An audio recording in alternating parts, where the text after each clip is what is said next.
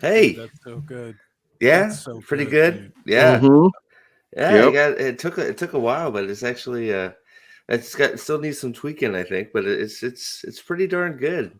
It's better than anything I saw today.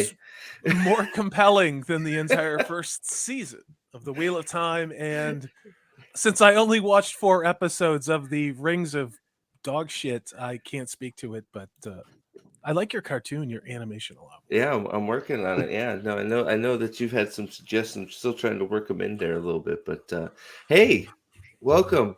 We had some Wheel of Time news today, so we're here. I wasn't sure. This is like I said, I'm probably gonna be talking about this in one fashion or another for the next few days.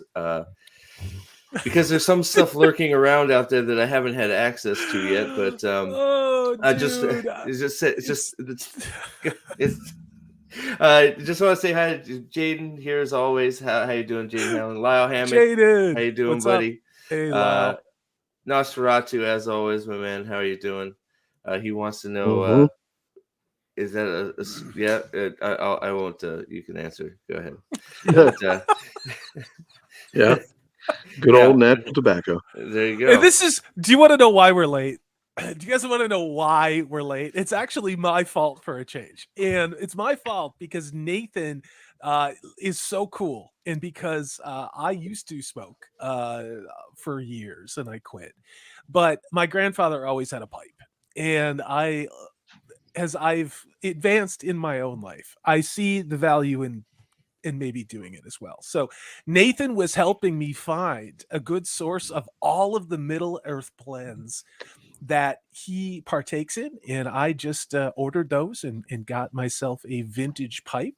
And so I'm going to be not nearly ever as cool as the one and only man of Manetheren, but I am going to, in my own way, enjoy it.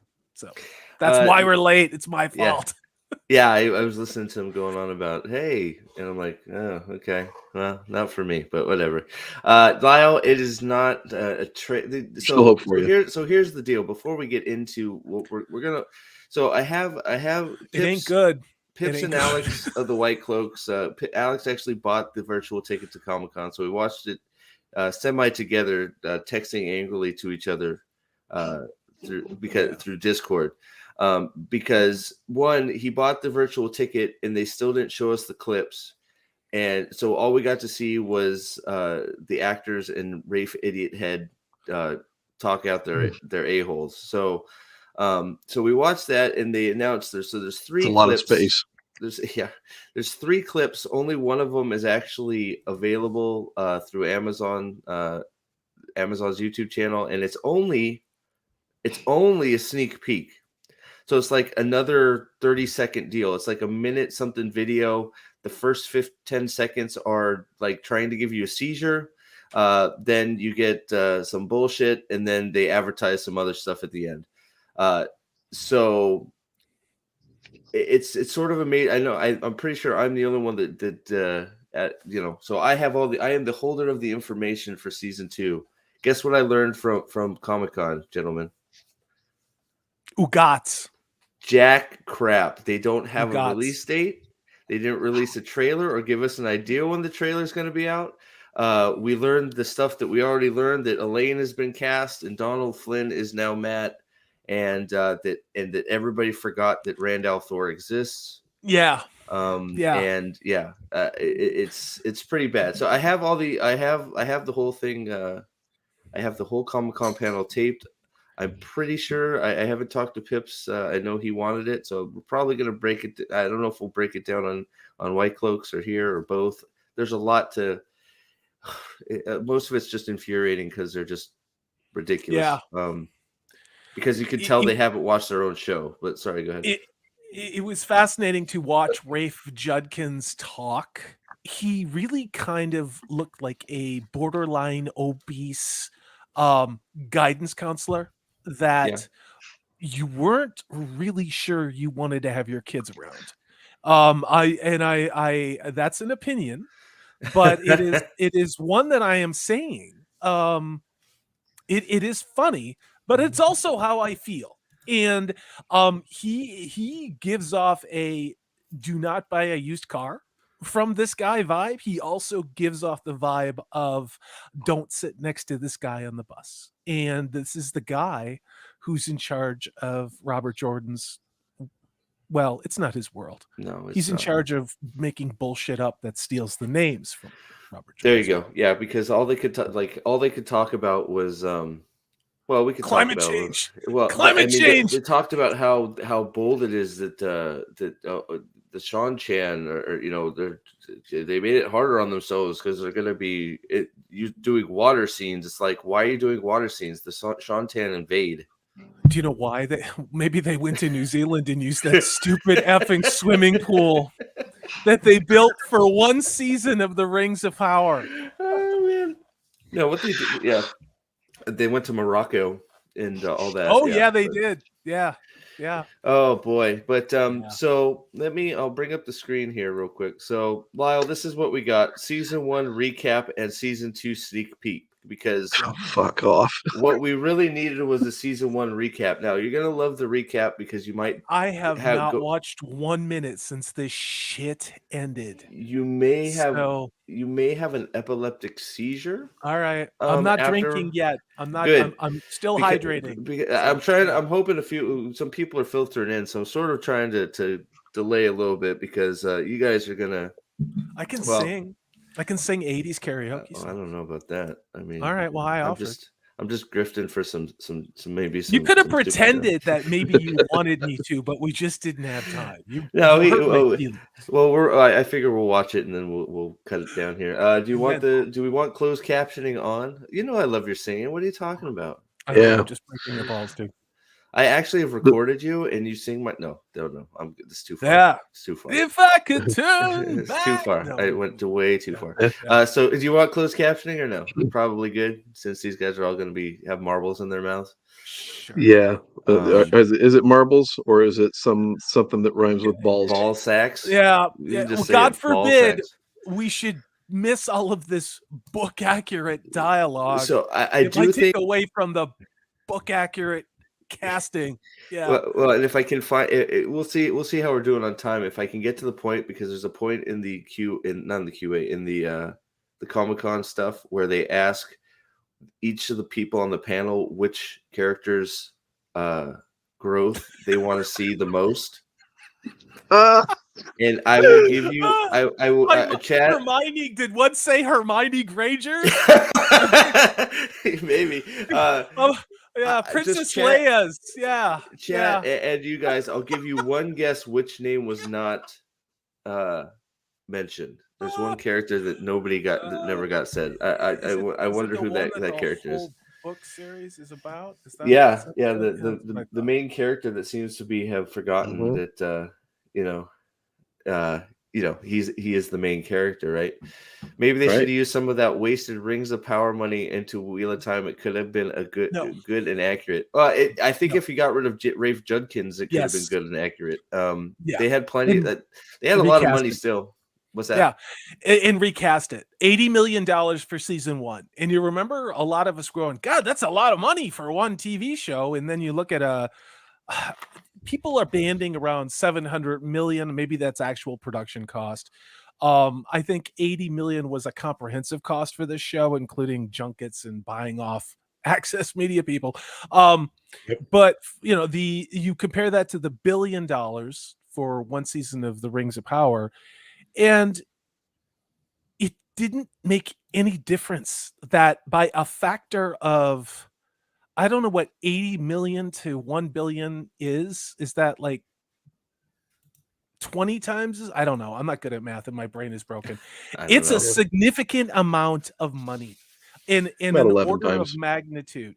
So it doesn't matter how much money you give to these things. If you have a shitbird, an ideologue, someone who's going to push their sexuality and worldview into a story, regardless of if it's a romantic comedy or a fantasy show or science fiction, it's going to be this, So, but Rafe is, I don't like Rafe. Well, you can just tell from listening to him. It's like the point's taken, and it's like, yeah, maybe could have got a little more money to crisp up some things, but the problem is it was the He would have DOA. blew it all. It He was would have blew it DOA. all. Yeah, He it would was have already blew blown.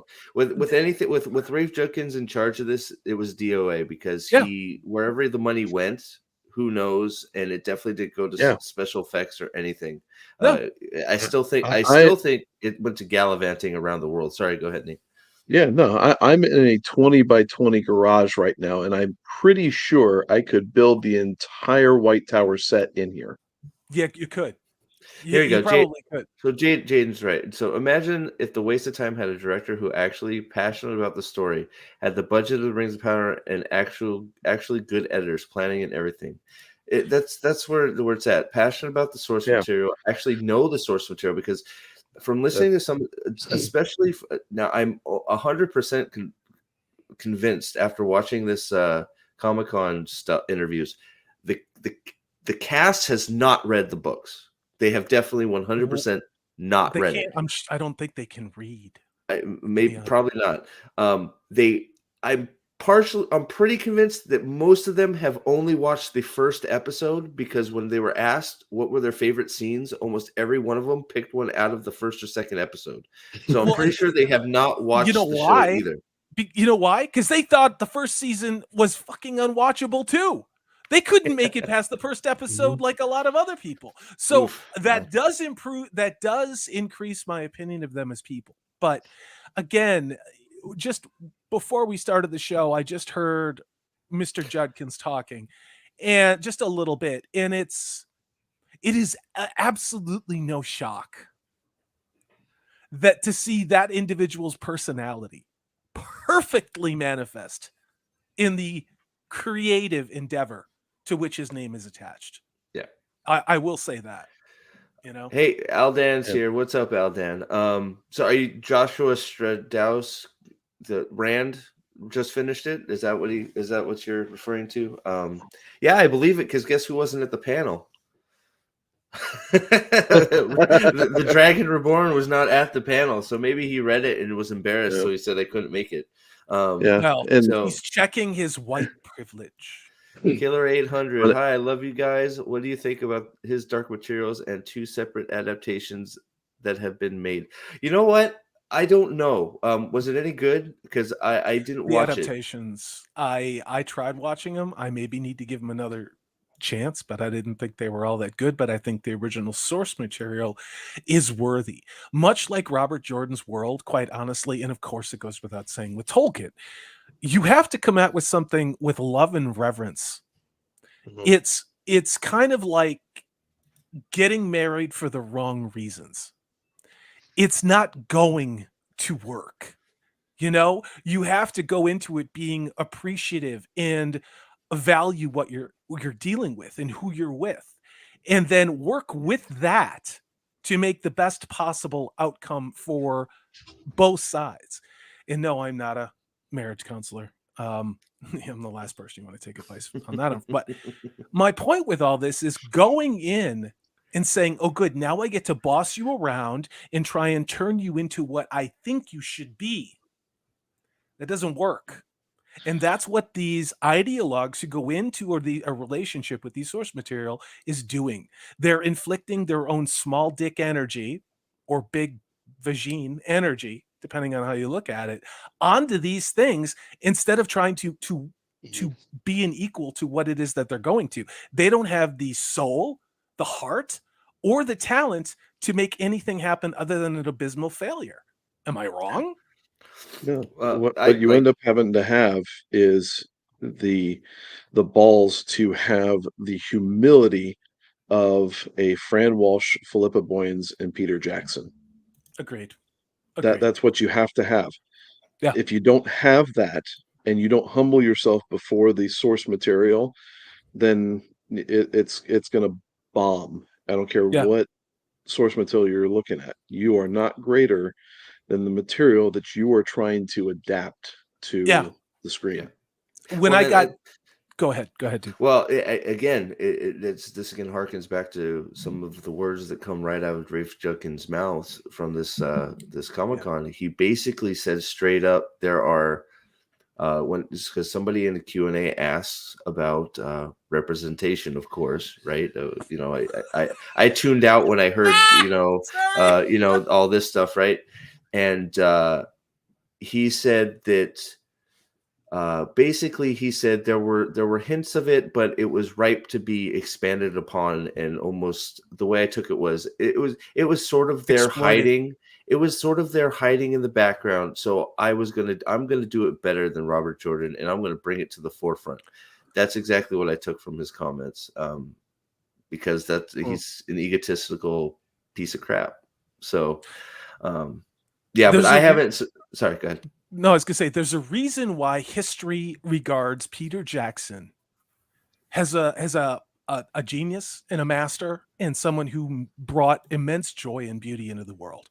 And it wasn't because when he went and was shopping around the scripts for the Lord of the Rings trilogy that he was like, I am going to make this like Peter Jackson, and this is going to be Peter. No, it was about the story that Tolkien wrote, and he fought for the story in the faithfulness to which Tolkien wrote. In doing that, and in telling, I think Peter Jackson is a very talented person, but he is not Tolkien. You cannot put him in the same plane with Tolkien. You can't. He's a talented director. He did his job to the best of his ability, and that's what his role was, and that's where it stopped. His job was just to make the best visual representation faithful to the source material so that the fans would see it and be able to know what it was they were watching. What you've got with Rafe Judkins is how many gay trans people can I fit into this story, and how much ESG score driven shit from corporate mandates can I shove into this story and still vaguely have time to remember the names of characters that appeared in Robert Jordan's world. These are two very different outcomes, and you can see it on this pasty toad's gob in the interview that he just gave. He's reveling in the fact that he, me, not God. I thank God for Robert Jordan creating this world, and I'm going to do everything I can to make Robert Jordan's vision happen. This guy never says that. He's just about, guess what? You don't like it. I'm going to turn more people gay and make up more bullshit characters. Oh yeah. Yeah, that's verbatim, exactly what it says. So, but so let's go ahead and watch this pile, and then we'll get your guys' thoughts. Since I have already seen it, I don't know if anybody chat who's seen. Hopefully, I'm not sure who's seen it in chat. If this is the first time seeing it, I'm sorry. Going in dry. We're all going in dry. The 10-second start to it is a little bit. Well, you'll see here in a second. It might induce epilepsy, so you have been warned. David, I don't know. It sounds like Land's going to be the sad warder this next season. We'll see. I hope they're all naked, though. I hope there's lots of naked men rubbing against each other. Everybody remembers that from The Great Hunt. All of the graphic homosexual sex scenes. Well, and that was what that book was about. Oh God, yeah. The scene. That's why the Sean Chan came over. They heard it was a party. They were ready, right? They heard it from all the way across the ocean. They're like, party time. But like Rose, the Wheel of Time story. Yeah. All right. So let me start this thing. Hopefully the volume. I'm going to turn the volume not way up, but I got closed captioning on. All right, here we go. I may stop it in the middle just because it's. I haven't YouTube. seen this. All right, here we go. God help me. God help you. Right. Here we go. Okay, so here is your epilepsy warning. Okay. Gonna give me brain cancer from rewatching No, this horrible yes, shit? you may pass out. No, this is Oh my like that's why God. I'm serious. Like this is your epilepsy warning for the first 10 seconds. This is the first 10 seconds is the hard recap. And I also want to throw in before I forget, they in the middle of Comic-Con had to stop to not show a new clip, but to show the cold open of season 7 or episode 7, the Tigraine bleeding on the snow fight, because it made them feel badass. So that's how much they don't have for the show. They have nothing. They This had has to been shot. This finished shooting 4 or 5 months they ago. had to show a cold opening at Comic-Con to try and hype people. So that just gives you an idea of what they have to show us. So It's only episode they've already fully produced. yeah. It's only feelings and hallways. That's all episode 2 is, dude. Well, That's yeah, all it is. he made a comment about that too after showing that. It's like, oh, we don't do fight scenes. It's like you didn't do a fight scene there. No shit. Being snarky, it's like you still haven't done a fight scene. I don't know what the hell that was you did. No. Closest thing they do to a fight scene is when Egwene gets mad at Rand and rips him up and down. He says, All right, here we go. Everybody got their epileptic sunglasses on. Here we go. "Oh, bring on the Here it shakes." comes. This is your season 1 recap right here. Are you ready for it? They stole that from the Whitecloaks. What? All right, all caught up, guys? All caught up, yeah? No, literally. Really? Like what? All caught up? All caught up? Chat. Chat. There's usually like a 7-second delay. Would you care to give us your opinions as to what the hell we just saw and why would they have done that?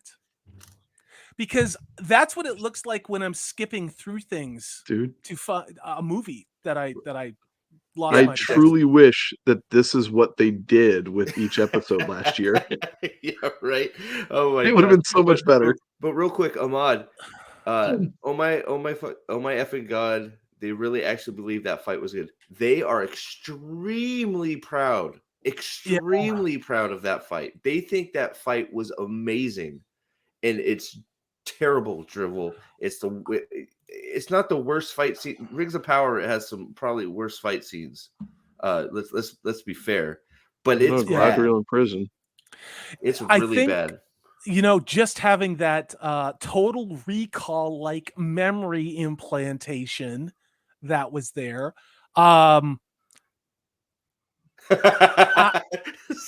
Sorry, Killer 8000. That's real. This is why I asked the question of chat, because I knew you guys were going to give us solid gold. I'm sorry, I couldn't keep it in. That is real. No, you interrupt me. That's why I asked. Here's the thing. Like, that is real. I am still convinced of this, and Disparu is too, because he and I talked about it a lot in footage that you guys haven't seen, and maybe I'll bring it up because we talked a lot about Wheel of Time. He is convinced that season 1 script leak was entirely accurate, and that the scope and scale of season 1 of Wheel of Time was going to be something very different than what we got. I am convinced that $80 million went into setting up much grander spectacle than we saw. And the problem is that the product looked better than the Rings of Power. Yep. I am really starting to believe that. Now, I know that's like a bizarre Twilight Zone episode, bizarro world, Jim, where somehow that could have happened. But I really am starting to believe That is how hosed things are over there at that studio. Probably. I really do believe that. So guys. Jim, they sort of did. They just it was faked as an epileptic seizure warning. So there was a warning that you might pass out, not from puking. So Lyle, I want you to keep your eyes wide open, and you will be rewarded. That's all I'm gonna say about this comment right here. I bet we see the sex torture wheel from Rafe's dungeon. Oh yes. Oh yes, you see it in all its glory. In fact, you may be seeing it used in about 15 seconds. If Just this keep was those the eyes open. triumph that they said, why wouldn't they show you the key critical moments of character evolution in the story of season 1? Why wouldn't they show you the minute that Rand crossed the threshold within the hero's journey? Why wouldn't they show when oh Christ, now I'm totally brain farting. When Perrin, when you start to recognize the Perrin from the books, you know, you start to figure out his affinity with the wolves, you know, and then with Matt, you start to see Matt and the dice and maybe some things in Shader Logoth. And we all know the answer to those questions. The reason why is because it was not present in what they made. Oh no, At not even all. close. Like they, man. Oh, whew. Okay. At all. Are we ready for phase 2? Your eyes have all been raptured with the glory that was season 1. The glorious season 1 recap. That's the best recap I've ever seen, honestly.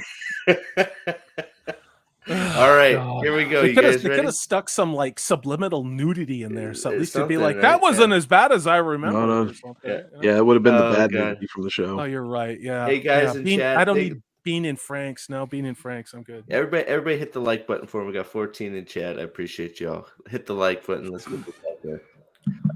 Here we go. You ready for the second half? No, I'm not, but let's do it anyway. Here it comes. We didn't defeat the Dark One.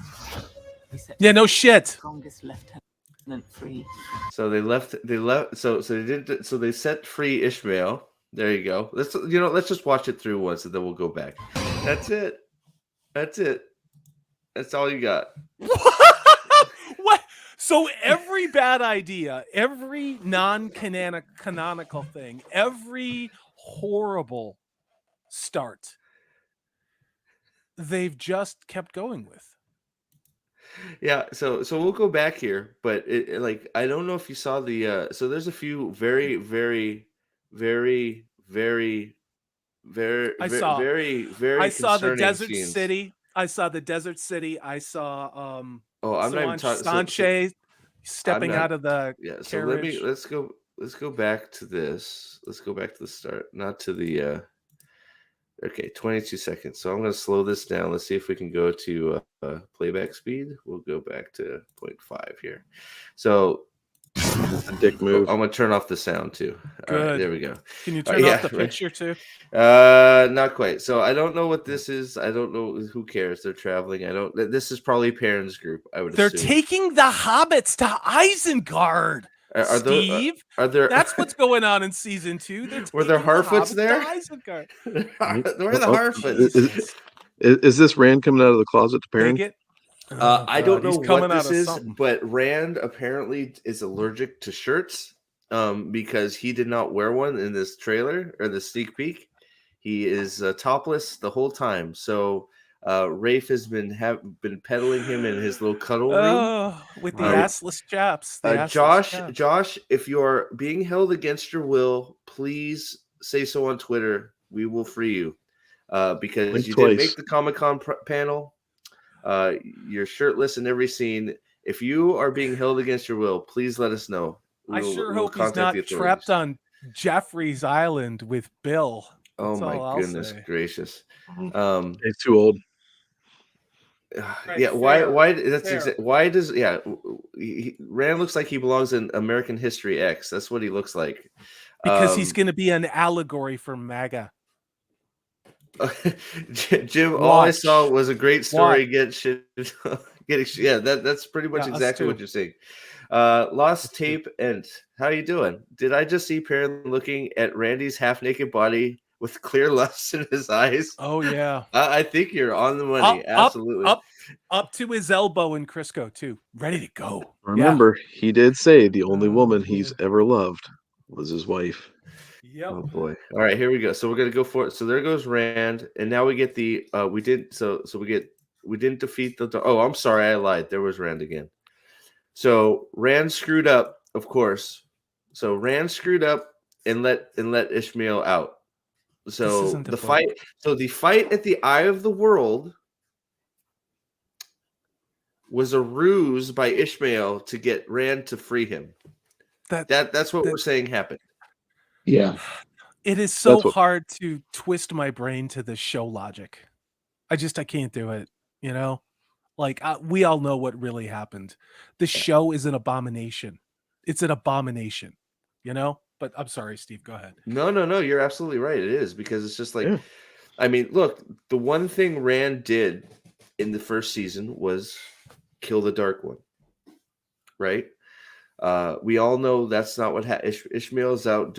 He's, we're not seeing Balsamon, of course, like, because why could we do that? Balsamon is gone, so no Balsamon. So we get we only get Balsamon in dreams. But the one thing that Rand did is now negated as a mistake.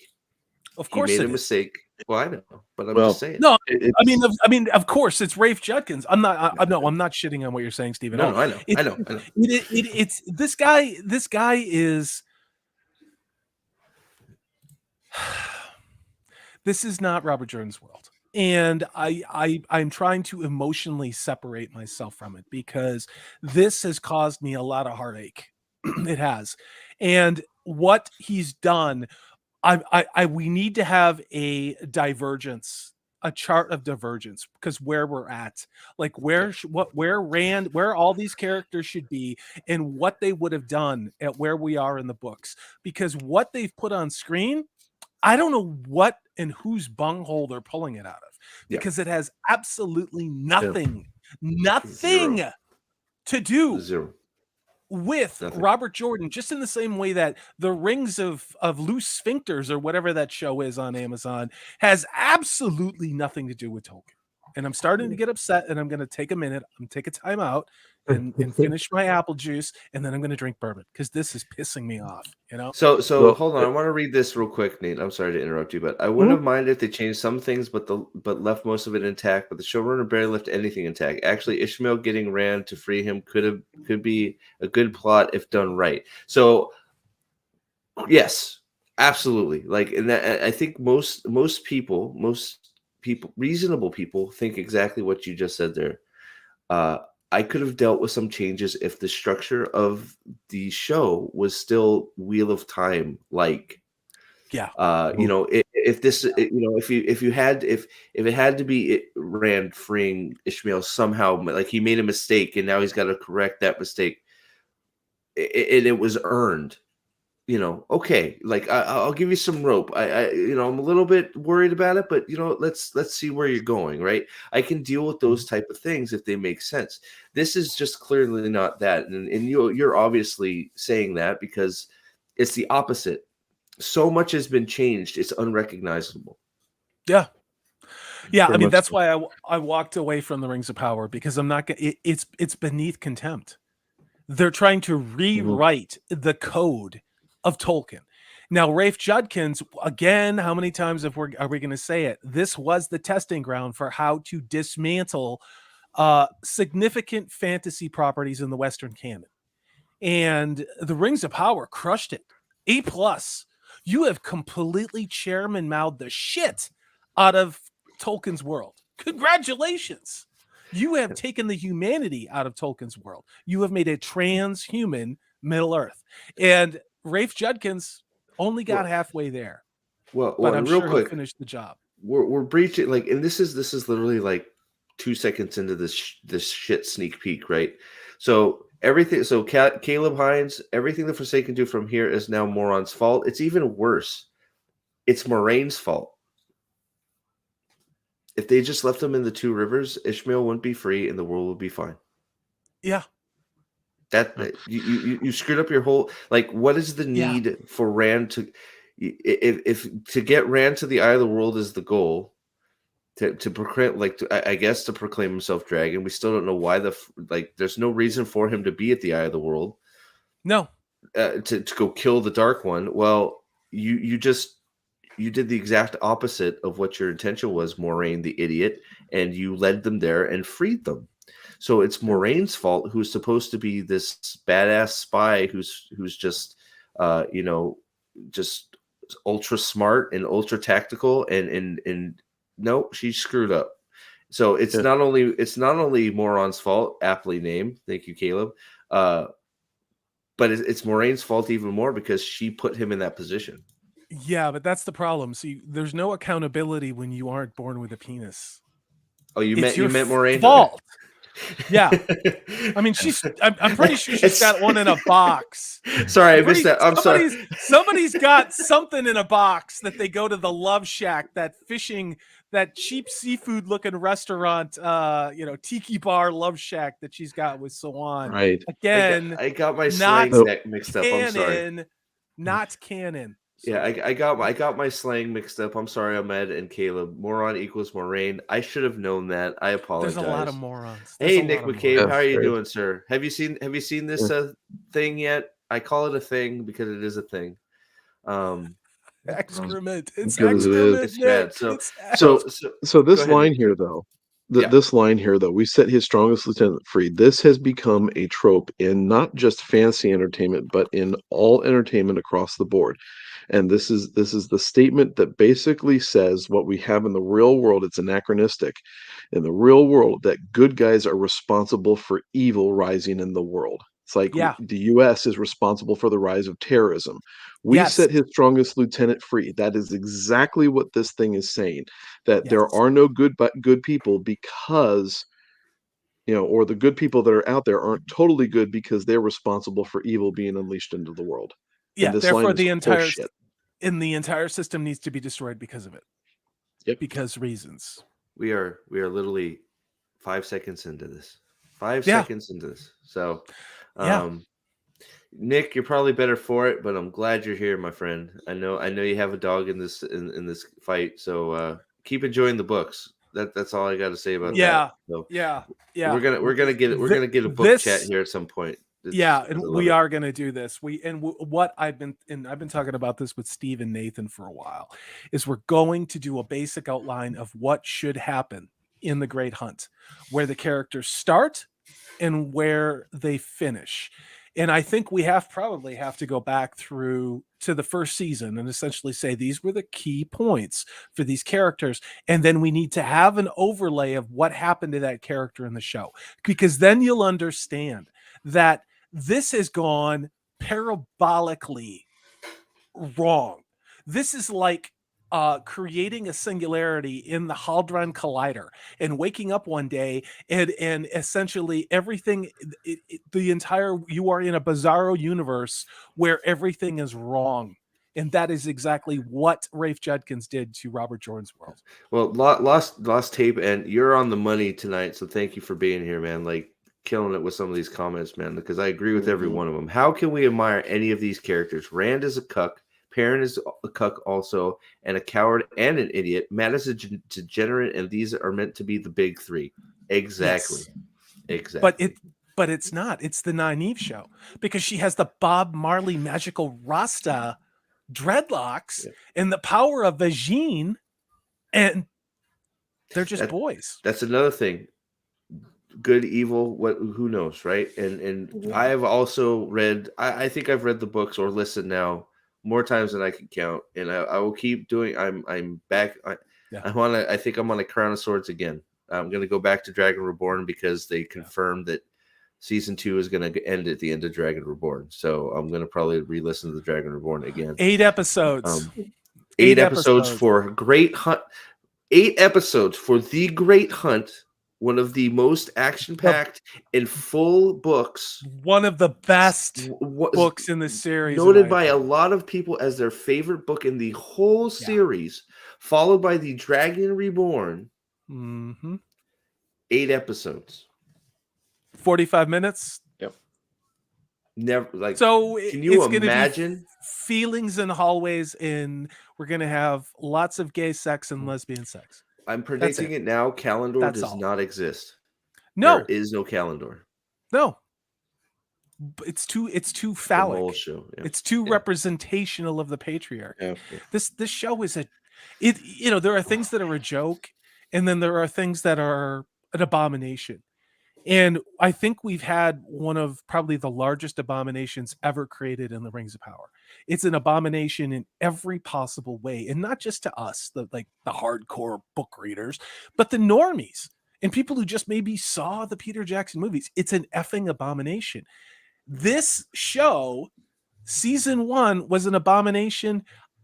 It has no rewatchability. Who do they think, after the damage that has been done by the Rings of Power, anybody's going to watch this show? Anybody's going to watch it. They're not going to. And I think Amazon is sweating that. Oh, yeah. That's why they don't have a release date, guys. I mean, these things don't happen in silos. All of the shit entertainment we've been getting for years, why the box office has been failing, why people are canceling Netflix, Hulu, Disney, Amazon, all of them. It's not just those streaming services and what they make and the individual shows within it, but they're looking at the world only on the show that they've been working on, not understanding that the totality of people who have walked away, and it is a lot, from all of this, they can make this as much as they want, but no one is watching it. Yep. They are not going to watch this shit anymore.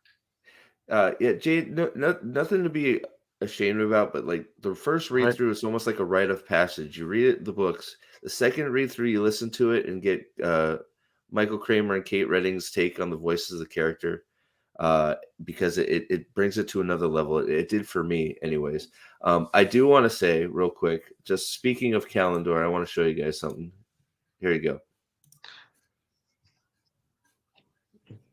There you go. I tried.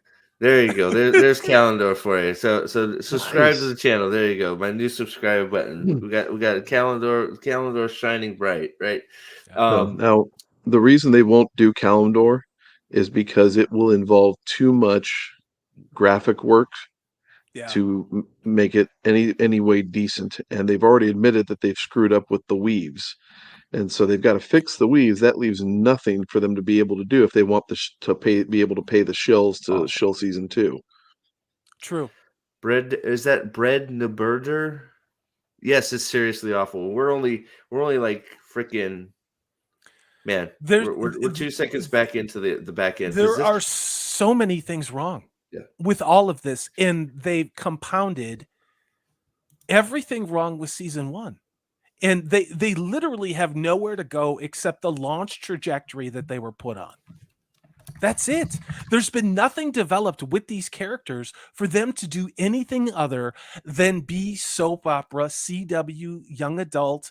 I'm conflicted about my sexuality, and maybe we can pretend that we know who these characters are we're saying in these shitty episodes. That's all this is going to be. It's going to be Batgirl in Robert Jordan's world. Oh, Jesus. It is. Oh, hey Pips, you want in here? I started this because you wanted to talk about it. If you want in, I got a link for you, brother. Let me know. I know you're working hard, but we'll start it over for you. That's how much I like you. Oh man. So Killer 8000, first time through was the audiobook. I can't blame you. I love the audiobooks, but yeah, so I'll catch up to you tomorrow, man. I'm glad you stopped in. I hate to say it, Steve, and I don't want to show you up on your own show, but I do have a picture of the calendar they're going to be using in episode 2. Oh, and God. Here you go. No, this is the money they put into the CG budget for season 2, Wheel of Time. This is going to be Calendar, the famed weapon that only Rand al'Thor can wield. So maybe we will finally get some Wheel of Time merchandise on Amazon from the show that everybody loves. Yes, that's Calendar. There you are. Oh boy. My goodness. Thank you. Oh, he dropped out. He left too. Where'd he go? The colander destroyed him. Oh my gosh. Sam McCabe is in the house too. How you doing? Yes, He must not have been worthy to pull the sword. And Brett, I've said it from day one. Rafe Judkins, Rafe Judkins wants terribly Egwene Alvier to be the main character of the Wheel of Time. She will get, and that's all they could talk about at this Comic-Con event was how Egwene is the best, and how I want to see Egwene's story, and Egwene this, and Egwene that. They didn't mention Rand by name once. Not once. The main character, they didn't even, I don't care that the actor wasn't there. I don't give a crap. Maybe he's embarrassed. He might be, because Aldan said he just finished the books. Maybe he's too embarrassed to put it. He's like, I wanted to put my shirt. Actually, you know what? He's in freaking Rafe's sex dungeon. That's why he couldn't get out. He's there with his shirt off. I have an idea. Fuck. And if I'm right, you guys need to buy me a pizza. All right. I'm going to predict that they kill Rand at this end of season 2. Oh, man. Wow. I'll buy it, dude. Oh, my God. And one of the women, like Egwene, has to take over for Rand. This was my prediction. Here's the thing. I came up with shit that you, Steve, you ridiculed me over. DM fairly. Me tips later. Talk to you later. You know? Sorry. But I don't want these things to come true. But again, this is a doppelganger. This is like a bad copy. Like, again, I've walked into a Twilight Zone episode. That woman is not my wife. She may be a brunette and whatever, and this tall, but just because she's a brunette and a woman and dressed like my wife doesn't make her my wife. And I don't have a wife, but hypothetically so speaking. real quick, Killer 8000 has asked a few times, Lord of the Rings versus Narnia.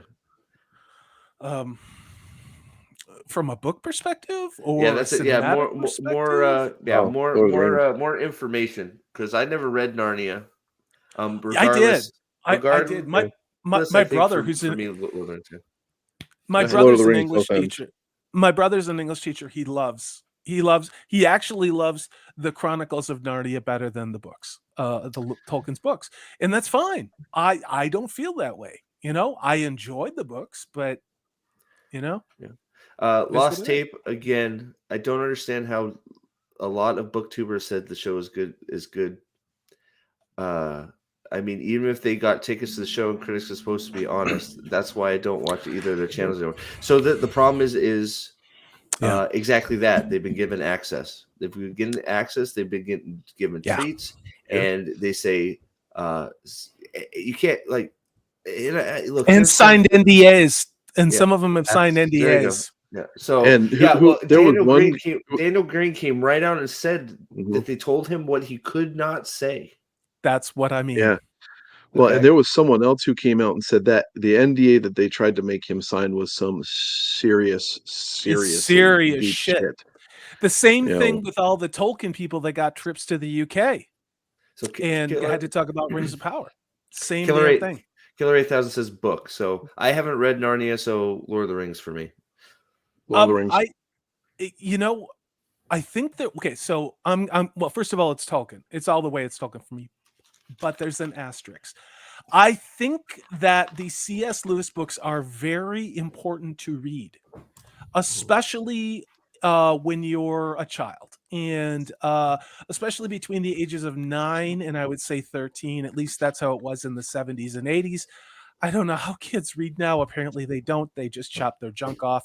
But, you know, those are very important books because they amplify the basis of Western civilization, which are the Judeo-Christian values that C.S. Lewis carried forward and were so important and impactful to his works. So those books are very important because we really want our culture to survive.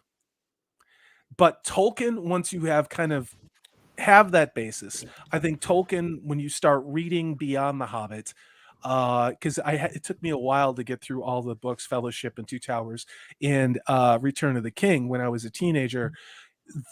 I think that they have to exist in the same plane, just in different places, if that makes any sense, you know? It's Lewis is a younger read, but in terms of prose, in terms of world building, in terms of all that stuff, I like Narnia a lot, but it doesn't hold a candle to what Tolkien achieved. Yeah, exactly. All right, let's move on. Everybody ready? Everybody strapped in? Here we go. I know who's strapped on. It's Moiraine and Sawan. Oh man. Oh yeah. I walked right into that one. Man. All right, here we go. Giggity. All right, so I guess this is him waking up Forsaken. Is that what we're doing here? Is that supposed to be Lanfear? Sure. I don't know. Are you Whatever. misgendering? Are you misgendering? So this is a problem. Yeah, that's a big problem right there. So this is a huge problem. Is it dumb. 13? All 13 Forsaken are sitting at a freaking round table together. Where's King Arthur? Everybody knows you don't go to Camelot. 'Tis a silly place. Oh my god. They filmed this in my garage. Why in God's all I want to know is where Sauron is. Oh, where are the other ring rays? That's all I want. So maybe this isn't all freaking like, because I know they're very proud of their Dark Friend social, the thing that was like 5 minutes or 5 pages in one book. They're very proud of it. So that's probably what this is. You're right, Aldan. But I wonder how many of these are Forsaken. So but this was Corey, not the way it was described in the book at all. If you look real closely in the fireplace on the right, that's actually Mount Doom. Yeah, I agree. Oh yeah, the model. 100%. Yeah. Oh, I just thought they were burning money because it certainly isn't showing on screen. They were just burning bundles of $100 bills to keep warm. Yeah. Lost Tape. I feel the same way about a lot of the booktubers. I've stopped watching most of them. I don't really. I try not to talk too much shit on this channel about other people's channels. But yes, I think that's part of why that's a big part of why I started this channel. Me because too. I went searching. I found Salty and a few others. I know the Whitecloaks YouTube channel. If you haven't subscribed to them or checked them out, give them a check out too, because most of these channels and Nathan here, Manetheren, all because we couldn't find. It was the same thing. It's like, am I crazy? I thought I was losing my mind. I couldn't believe all these people saying all this shit. And I had walked away from my channel because I was tired of making the same video. Oh, this sucks, and that sucks, and this sucks, and they've made this one gay, and the redhead's not redhead anymore. And so I walked away from my channel, and then I started to read about what they were saying about a book series that I really loved. And so I started to report that. I started to say, this is what was said at a Comic Con by Rafe Judkins. I didn't know who he was, but talking about aging the characters up, talking about the importance of representing the real world, talking about things that were not the story. And I, as someone who I write professionally quite a bit, and I do other things too, I will say that. But when you start changing the first steps in the direction you go, it's very hard to suddenly divert. And what he did was make such giant leaps by aging them up and changing all this shit that you could never go back to the beginning. You literally could never course correct. And if you attempted to course correct, that would mean people like me, who's toxic and afraid of strong women, Disparu, Steve, Zax, a ton of people out there who, from the very beginning, not just when it got easy, spoke up about the show, that we would be right. And that's the last thing Hollywood is going to do, is say any of us here are right. Oh yeah, they would rather burn it all to the ground. Oh, especially when you got Payne and McCabe sitting there telling people that they're fighting evil just a few days ago. Oh God, yeah, that bullshit. Sam McCabe, speaking as someone who's doing his post grad in editing and publishing, I generally don't understand people who like Rings of Power. The writing is atrocious. And amen to you, brother, on that one. It is horrible. Like the last episode is just mind melting. They all are, but that one especially. Lyle Hammock with a $20 super chat. Thank you, my friend. Hail to all in this great panel. I think that Rand will be removed as a dragon, and each season going forward will have a different female dragon. Also, I guarantee that Egwene will not be leashed by the Scene Chan. So I think you might be wrong on that one, just the end part, because I feel like there's a scene they're gonna do something with it. Because so they're gonna have a POC woman with her co-star. I look, I don't know to what extent they're going to do it, but there's a scene that she's in Sean Chan garb screaming. So I think they're going to do something esque of her getting captured. Maybe they'll turn it into a fetish. Maybe because of the get your mind out of the gutter of it. Maybe with Nynaeve, they'll play up the whole, look at the race of the actress we've cast. So maybe they'll have a bunch of C-Chan or Sen-Chan with Southern accents in Confederate flags flogging her. Because that's about as talented as Rafe Judkins is. And I think, but I do think, however, there's something to, they said that they dropped that multi-headed dragon line in there for a reason. It's gonna come back around at some point. The whole multi-headed dragon thing. The whether gender of the dragon is irrelevant. This goes back to what we were saying before, that they're going to end up in a trans character that is going to be the savior.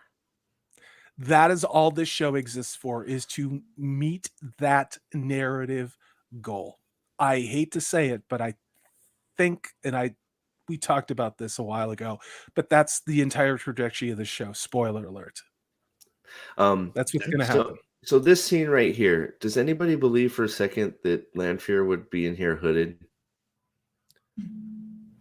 I don't believe any of it. I want to know. I want to know what the person with is that the mummy down there, or the Invisible Man? I don't know. I mean, this is definitely the dark. This is the League of Extraordinary Gentlemen. Oh yeah. Oh yeah. Man, I like that vampire chick. She was hot. Not the best movie, but yeah. Oh, here we go. That was fun. It was better than this. That's what. All right. So here we are. Oh God, it's Numenor. Okay. It's the guards of Numenor. So the armor looks better than Rings of Power. I will say that it just does. Like if I'm going apples to oranges here, at least it looks like armor. The helmets look a little weird, but Sean Chan armor is supposed to look weird, so fine. And the spears are right. I'll give them that. The spears at least have the little tassels on it. I don't know where this is supposed to be, because that's Uno knelt down. You can see Perrin in Loyal in the back there. So where the hell are they? This is not Robert Jordan's world. I am going to cover this like a piece of generic fantasy and judge it like that. I mean, if we try and look at this in any way, somehow, in any way attached to the Great Hunt, I think we're going to lose our minds. Because what they're doing is just some crazy shit. I'm sorry. And I'm not contradicting you. I'm literally trying not to have my brain explode right now, because this is all wrong. This isn't even inspired by the works of Robert Jordan. Yeah. Well, I mean, but they shouldn't be like, why? If they're in Falme, it's wrong too. They shouldn't be. 5 go forth. Yeah. 5 go forth. That's all you need to remember. Only 5 go into Falme. Yeah. That's it. And look at the set design. Those houses, what the fuck is that? Those are modern houses. They're based on 1960s style. They either that, or they could be Alpine looking houses that they CG'd, I don't know, seaweed on top of. But what they really look like is post-apocalyptic 21st century McMansions. Yeah, like from some shanty town. I mean, it looks horrid. Well, so this is going to be some combined plot thread, because this never happens. At least I don't think. I'm trying to it makes me second guess my sanity when I'm seeing some of these things. Like, that's why I do this. That's why I have to do this because Does I'm going to Perrin start get? screaming. Because does Perrin get captured by the Shan Chan at all? No. No. Maybe Whitecloak. Like the Whitecloaks are But that's in the first book. right. He's kind of off doing his own shit. Like I'm trying You to know? think what he's with Rand. They're just traveling, aren't they? Yes. And they lose him in the Portal Stone. Yep. And they just meet him in right. But they're nowhere near the Shanchan until the end of the book. Yeah, because they're off doing other things. And it's really, well, because the whole reason that they're encountering them is because Egwene and Nynaeve get tricked by, is it Lanfear, I believe? Or sorry, Leandrin. But that is Lanfear. where, what's her name is murdered. Shit. See, the moron who died in the shitty third or fourth episode, the oh God.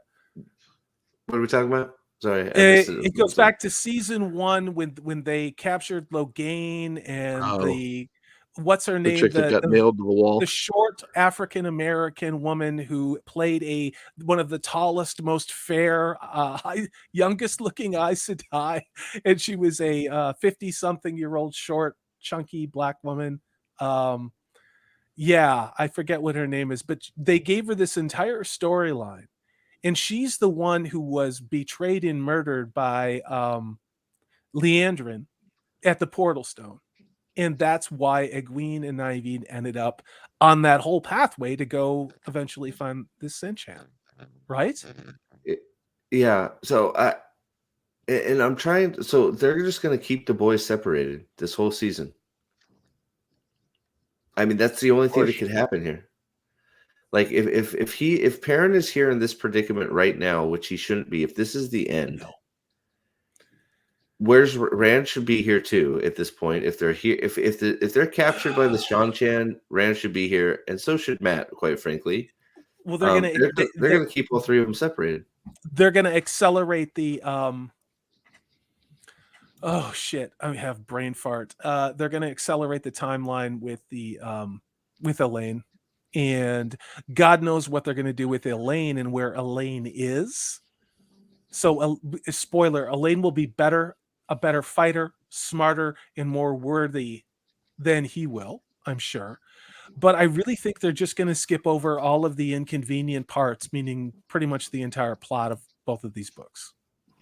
Oh, yeah. Well, I mean, yeah, because I don't know. So I don't know where this is. So it's like, oh man, so let's keep going because there's more. It's just, man.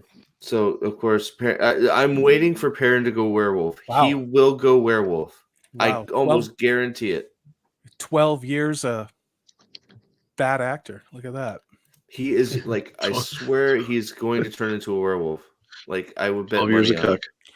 He looks like he's strung out on meth, doesn't he? I mean, look at that. He's like a dude who's pissing on the sidewalk. Go back for a second. Was his mouth closed? Let's see here. I doubt it. Matt's is open. It is. Holy shit! It's a bloody miracle. Man, he must have had acting classes. He's not crying either, so I don't know what's going on. Oh boy! All right, so let's keep going here. So there's the look at the new Matt. That's Donald Flynn. New Matt here. The French goatee night. Boss. Yeah. Not working for me. Fuck. He's still wearing the exact same clothing. That I want to know why thing. he's not dressed in appropriate Civil War costuming, considering the way he looks in that goatee. Right. You know, what a joke. Aldan, I think you're right. I think Perrin's going to chase the horn. I think you exactly nailed on the head, and he's not going to see Rand or Matt in the whole freaking thing. They are supposedly season 2. Lyle is supposed to end at the end of the Dragon Reborn, straight from Rafe's mouth, right at this Comic Con. He said, "Do you think that it's supposed to? Do you think they're combining Falme and? I think they're separating them. I think Perrin's going to get Falme. I think Rand is going to end up in Carhian, and they're going to skip Tyr. Because why not? There's no reason to go to Tyr if there's no Kalandor. Well, the other thing is, remember when they were in, they said Soan Sanche was from the area of Terror with the Stone. You remember? It was this Amazonian jungle river paradise thing. There was no big port city. There was no stone of terror in Terror. So maybe, Steve, that's when we saw that, and I lost my shit over it. That's why, because they're just like, screw it. Why should we do that? Because that is really about Rand coming into his power and kicking a whole lot of people's ass, and Egwene and Nynaeve getting tricked quite a bit and having to be rescued. Matt saving them every time. Bingo. Matt saves them and gets no freaking thanks. Matt saves Matt. Elaine, those 3 girls would be dead 5 times over if it wasn't for Matcham Cawthon. Agreed.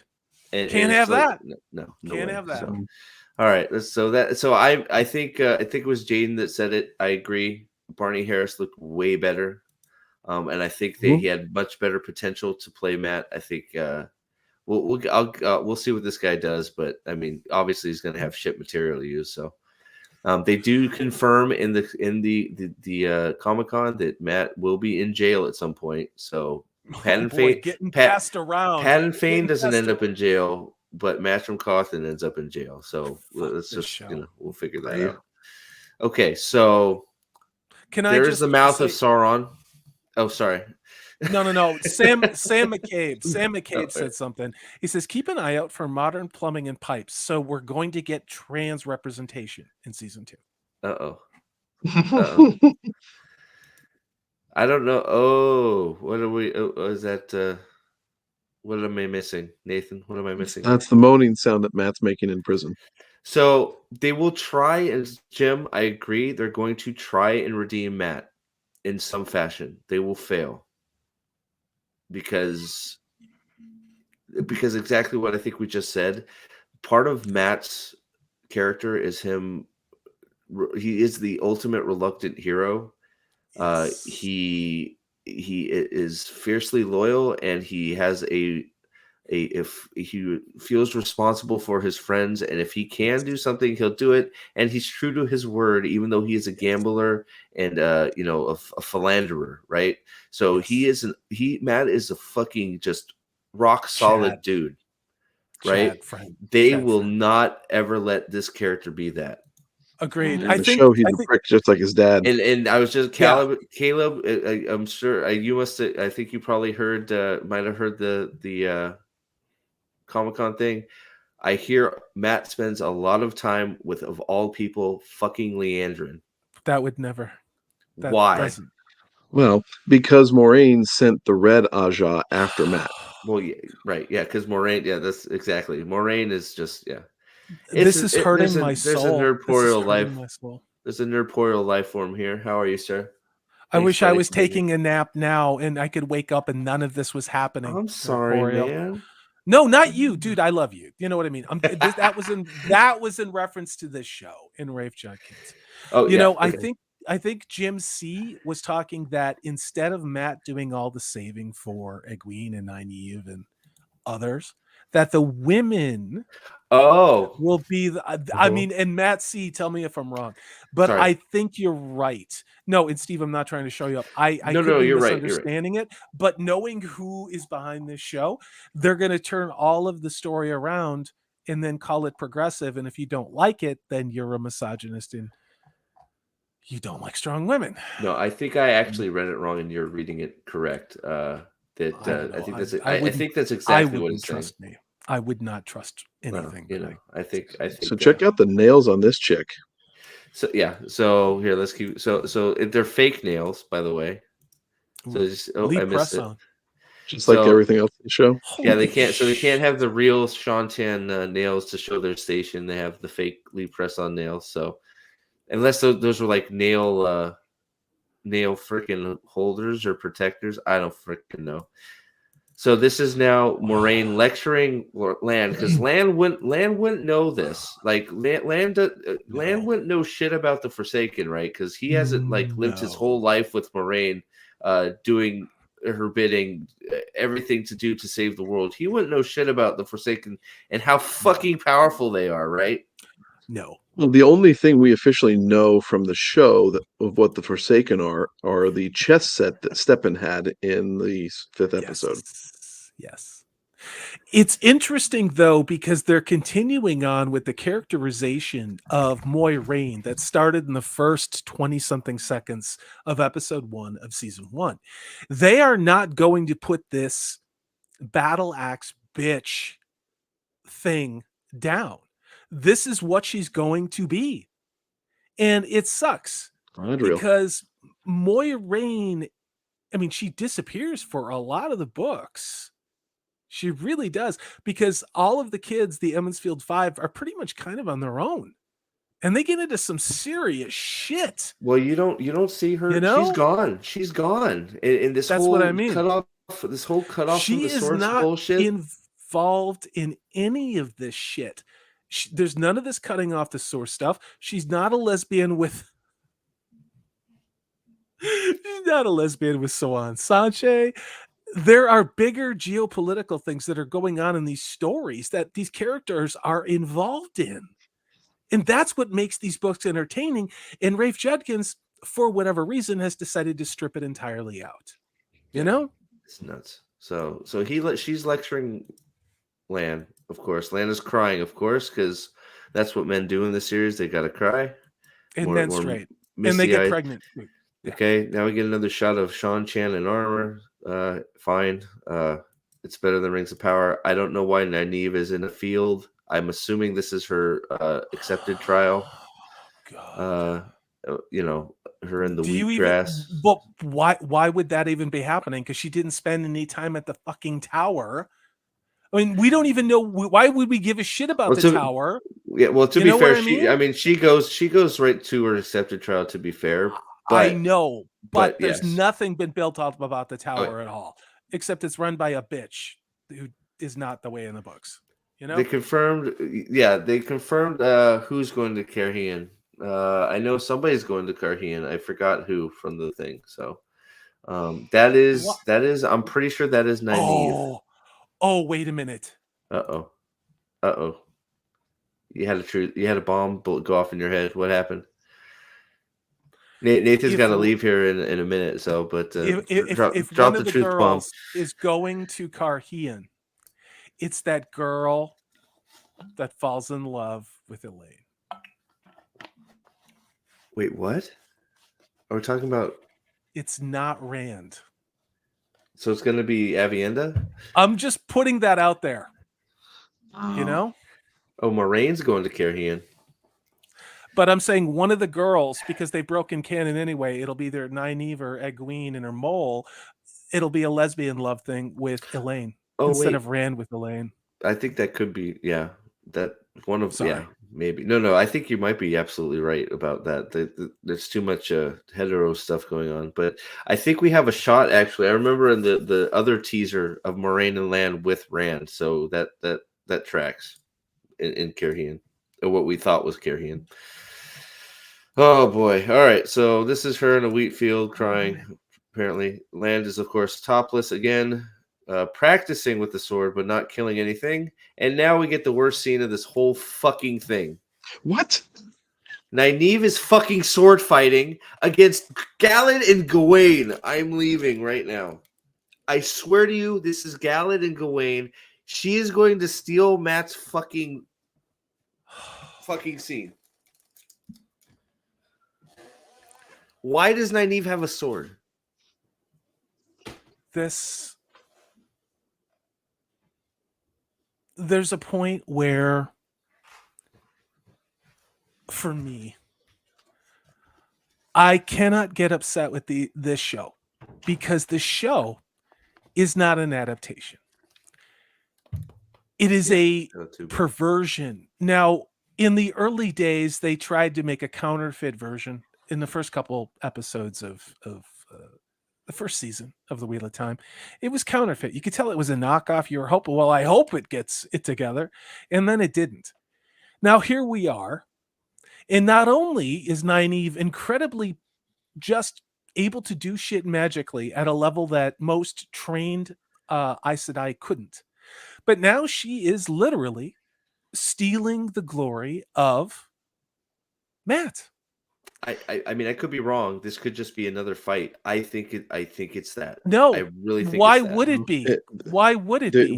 We saw in that little spritzer trailer that they showed, or whatever they called it, that you saw people in a dirt space like this training with weapons. We thought it was Matt. This is the training montage. And now we go back into, look, there's a whole reason we have to cover the show differently. We do. The logic Otherwise, is out the window. Rafe is doing this just to hurt us. It's crazy. Rafe Judkins has made this show the way he has because we rejected season 1. He knows what he did. They know internally at Amazon. So now the objective of this show is to literally use all of us and use our pain as their marketing push for this show. Yeah, no, my perspective is going to be what happened to me in the middle of the 8th episode. I stopped getting pissed off. I stopped taking notes, and I just started laughing my ass off for the last 40 minutes of that episode. And I've been doing that with Rings of Power, and I'm going to be doing it with this. This is fucking unintentional comedy. Yeah. And that's where I thought I was with episode 6. Because me and Ryan were sitting on the couch laughing our asses off. But this is personal for you, Steve. It's personal. Because even before we saw this, you guys, Steve and I have talked about this show a lot. Before Steve really took off, like, we have talked about this show a lot. And this scene in particular, I remember you saying they can't take this away from Matt, and they have. This is literally my favorite moment in probably the whole fucking series. Yeah. If this is what that is, this is what just Matt on his last leg. Yeah.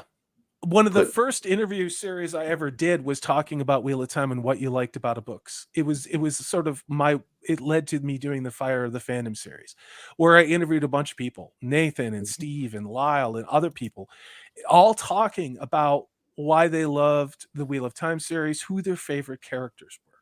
And I remember you saying how much you liked, was it Gawain?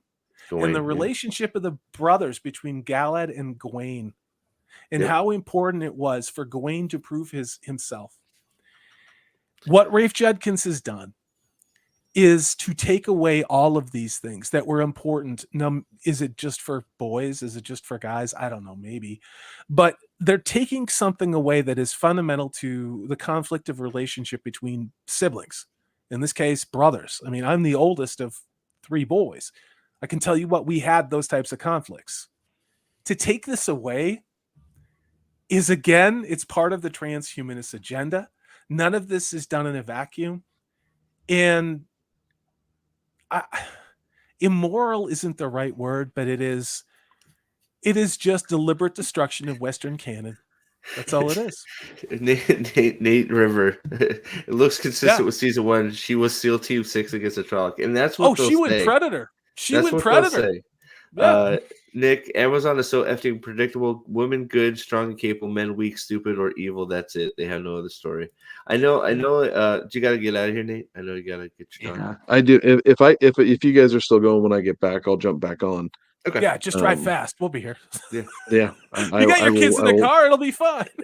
Right. I'm gonna pop open the door, drive by, have them aim themselves into the car. Get the fuck in here. Let's go. Yeah. I'm going 5. Jump. Get to the chopper. Get to the chopper. That's what you're gonna be. Right. They're gonna be like, "What the hell's wrong with Dad? Dad, you're embarrassing me."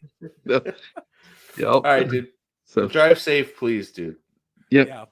Hopefully, I'll be back in time. All right, cool, man.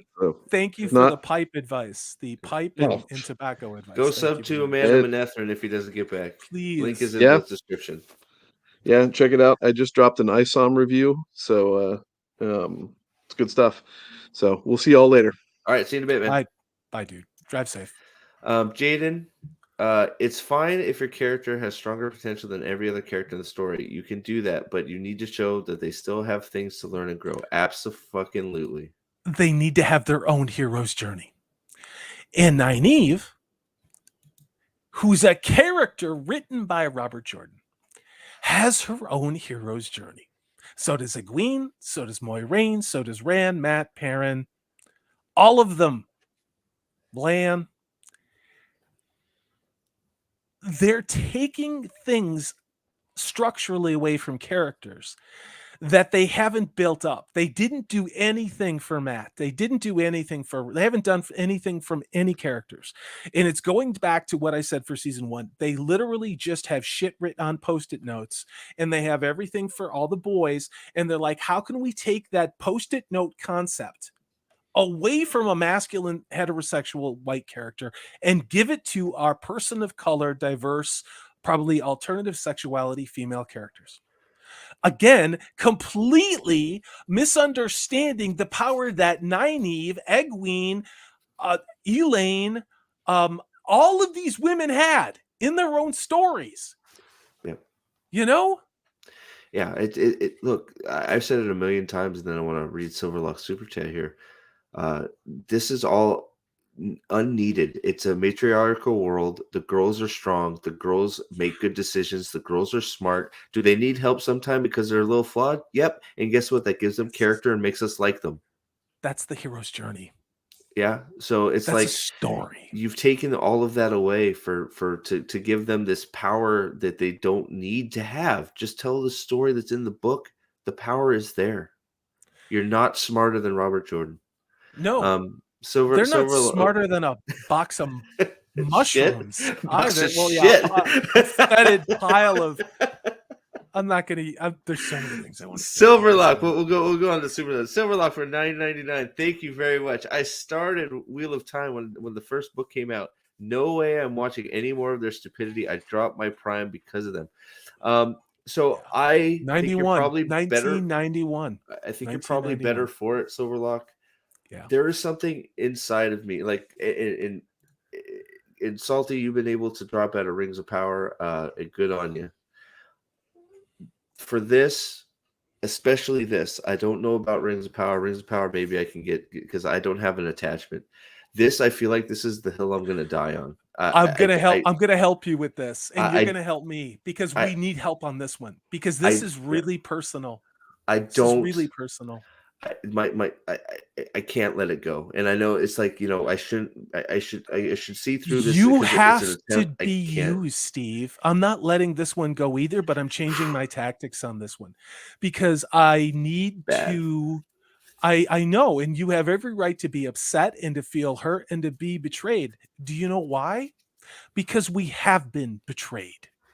We have been betrayed and we are lied to, and they lie to our face every time they open their mouths. Yeah. It's everything. And for me, I'm going to change my tack. I am no longer going to react. I am going to act. I did that with the Fire of Fandom series for Tolkien. I am going to do it for this goddamn show too. Now, does Rafe Judkins give a shit what I think? Absolutely not. No, but I hope I'm one of the thousands of voices that keep him awake at night. Yeah. When he knows what he is. Lady B, good to see you. If you haven't seen this, I'll probably play it through once again just for anybody that's joined a little late. Yeah. We're actually watching the trailer for the new Matrix movie. They for some reason put Wheel of Time season 2 on it. I'm gonna get some alcohol for this, but I'll be right back. I'll catch up with some chats here. So Lost Tape Ent for 25 AED. I don't know what that is, but thank you. When watching your reviews, I was lagging hard in the one where you thought the show was getting better, and then there was episode 5. Yeah, look, there was a point where I had my brother and me grew. So I'll tell you a quick story here. My brother got me into fantasy. My brother got me into Wheel of Time. I spent a lot of time theory crafting. When the books were coming out, trying to predict what was going to happen to certain characters. Lanfear, the Lanfear Grendel debate, Grandal. I always pronounce them weird, but if I don't know if anybody remembers that, the who did it between Lanfear and Grendel. We went on for hours and hours and hours about it. I'll be right back. Check private chat. Yeah. Oh, okay. United Arab Empire, Emirate. So, what did I do? I went through some peaks and valleys with this show. I wanted it to be good. I knew it in my heart from the start that there was something wrong, and I think it was episode 5 that I just said I'm done, and I just let loose because shit, right? I mean, it's one of those, whether it's polished shit or just the illusion. I'm looking at a plate and it's shit, but I think it's I'm pretending it's a steak. I couldn't do it anymore. I was trying to stay positive and something just broke, and that's when the rants started coming out, and that's when I just let loose. And because you and I argued. We argued about this show. Behind the scenes, we argued, and I didn't want to be right, and I wanted Steve to be right because he had faith. He couldn't believe somebody would do this. Why would anybody do this? And so we had conflict. It wasn't like name calling, but we didn't agree on this. And it's not about who's right and who's wrong, but it's just about we could respect each other's differences, and we all came to the same place on this show. Again, not because somebody was bullied into that or shamed into that. It's that, we all want good things. I didn't want to be right about the Rings of Power. Steve didn't want to be right about the Rings of Power. We didn't want to be right about. I think a lot about Lyle, because I was Lyle with this. It's hard. It's really hard, especially because this is all we're getting. This Wheel of Time will not be made again. It's done. 10, maybe 20 years. It took this long to get this fantasy epic done this way. It's done. That's all we're getting. I think what will happen will be people like us making things, and maybe we will make these things, and there'll be a web series, and maybe they won't have the big budgets. Maybe they won't have the sweeping soundtracks, but what they will have will be people who love the source material and try and do the right thing. Now, will we get sued? I'm getting too many animations made. They're going to come after me, right? So, probably they got nothing better to do. Do I think they're going to kill off Rand? Yes. I didn't even think about it till Salty said something. Yeah, or they'll change him into a woman or something, or a they them. It's going to be something where they have to do. I'm waiting. Whatever this multi-headed dragon thing comment they put in there, I don't know if he's gonna get stilled or they're gonna just outright kill him. Rand is a problem for them because they want Egwene to be the main character, so they may get rid of him. They may turn him. I don't freaking know. He may become a Forsaken for all I know. I don't know, but I don't think Rand will not be Rand. Rand will be some thing that is called Rand. Whether he's dead or not, it won't look anything like the Rand al'Thor we know. He's an afterthought to the whole freaking. And that's how you know they're going to kill him. Afterthought to the whole production crew. They had a whole Q&A today about his fucking story. It's Rand al'Thor's story, and they didn't freaking mention him once. Not once. It's a reveal. That's how you know they're going to kill him. They're going to kill him, and they're not going to even do it in a way where his death matters. That's what's going to happen. And I don't want it to. You guys, I don't like being right about this, but it is so fucking predictable now. It is. You know why? Because it's a Caucasian guy who in the story is heterosexual. Now, the actor is gay and whatever, but it's not even enough that they I can't even do this anymore. Like, I can't. The logic behind this is twisted and evil. Yeah. And most of the reason why they do these things is to provoke a reaction from us. That's all they got. They know what they are. Well, Daniel's but they think right. if they provoke a reaction, that they're successful. Yeah, well, Daniel's Sorry. right. I mean, no, you're good. Daniel's right with his $5 super chat. The only thing you can do is openly mock these skin suits. Mockery is their kryptonite. They have zero reverence for Jordan's work. They must be defeated, and that's absolutely 100% correct. Agreed. But and I know that. I know that, but I can't. I can't fucking stop myself, and I should stop. I know, cussing, and that's why you're not doing it alone. That's why I'm not going to be your dad. I'm not going to be your big brother.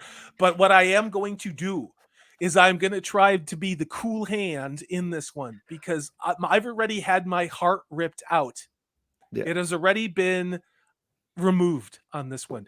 I will get upset on this one, but I am going to, while you're, and rightfully so, you be emotional, you feel everything you need to, and I will at times too, but I'm also going to methodically indicate what the actual effing story is, because this is in no way anything to do with Robert Jordan's world. Nope. It has nothing to do with the characters he's created at all. And I have to say, the only, and I thank you for that. There's a lot of people like I mean, hell, Lady Balefire's in the chat. I've talked to her a bunch about it. I've talked to the Whitecloaks about it, to Alex Pips, Dane, all Nathan, freaking OBG 70, Mike. Zach's. I've met Zach's, Renaissance Nerd. There's a whole group of us that see it, and it's like, and I've talked to, and it's lethargic, and it helps, but for how much Daniel is correct, because he's freaking 100% correct. I can't stop myself from getting angry. And there's it's more to this, because you are a human being, Steve. You're a human being with a soul, and you are able to form what is called a secure attachment to something. And when you form a secure attachment to something, that means you actually do have genuine emotion for it. In my opinion, you have people like Payne and McKay. You have people like, I don't know, some of these directors who've directed Marvel movies and other things like that, not to mention Rafe Judkins. There's no attachment, no love, and no reverence for this at all. And the second part of that is they are only there to produce a show that is going to produce an outcome that has nothing to do with audience satisfaction. None. It has to do with, I keep saying this, and it's not because I'm autistic.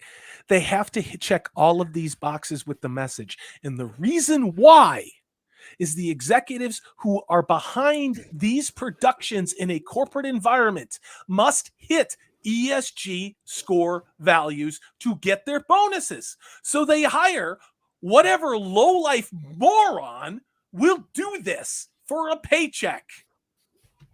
Yeah, that's it. That's why this is happening. And the reason why it keeps happening is because these large, and it sounds nuts, it does, and it's true, these ESG scores are deliberately destroying our culture. And they don't give a shit.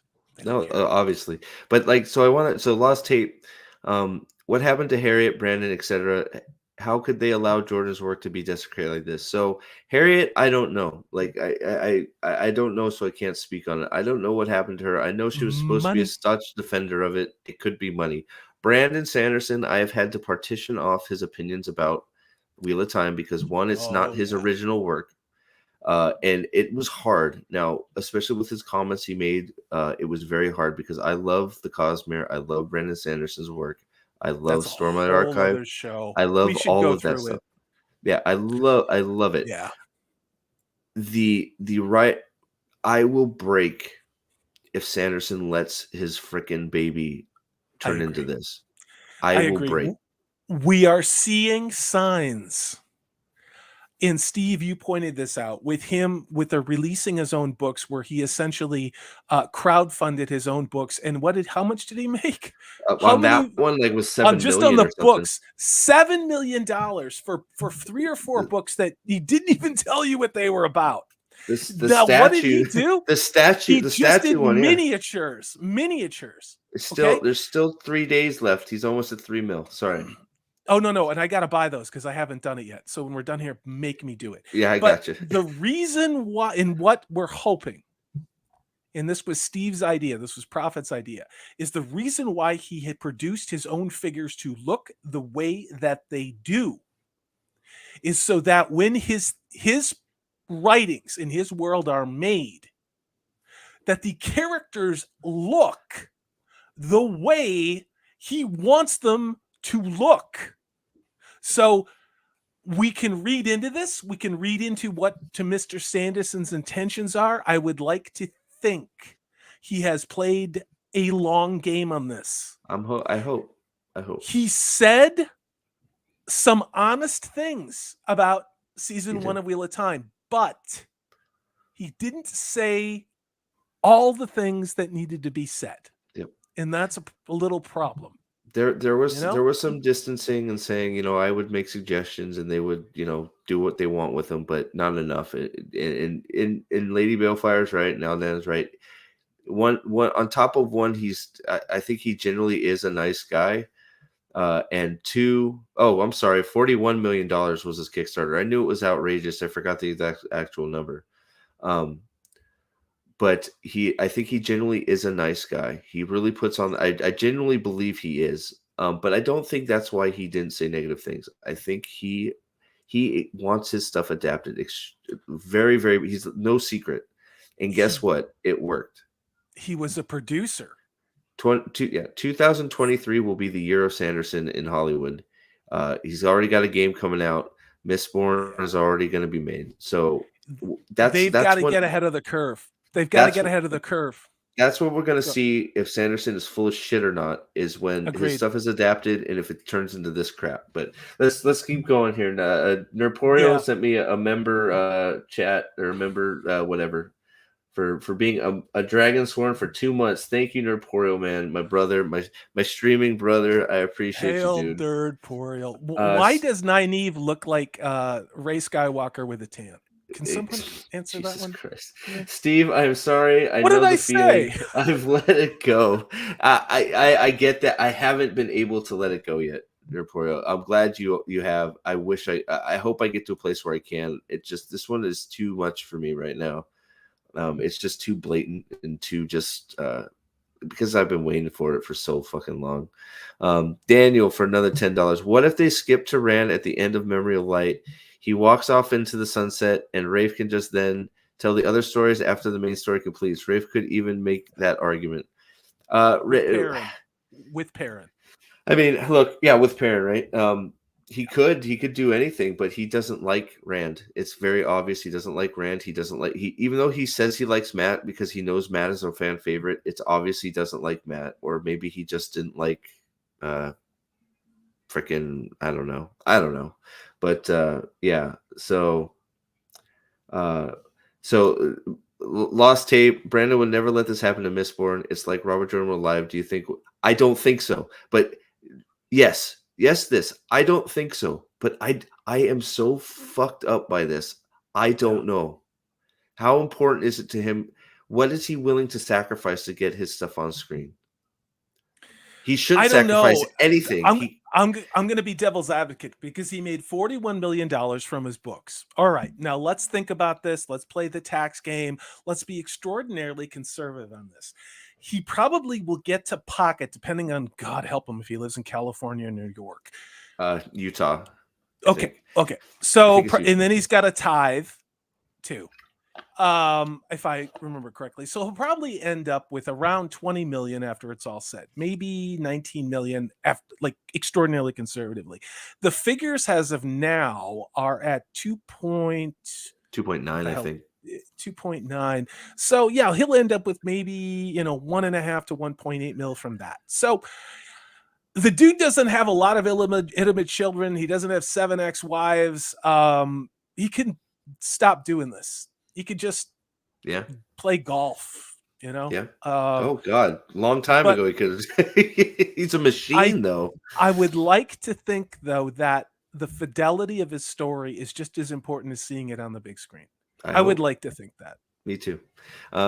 Jordan super specific about what he wanted his characters? Yes, he was, but he wasn't around, and Harriet I guess wanted to get paid. Yeah, that was I'll Daniel, actually pull it. Yeah.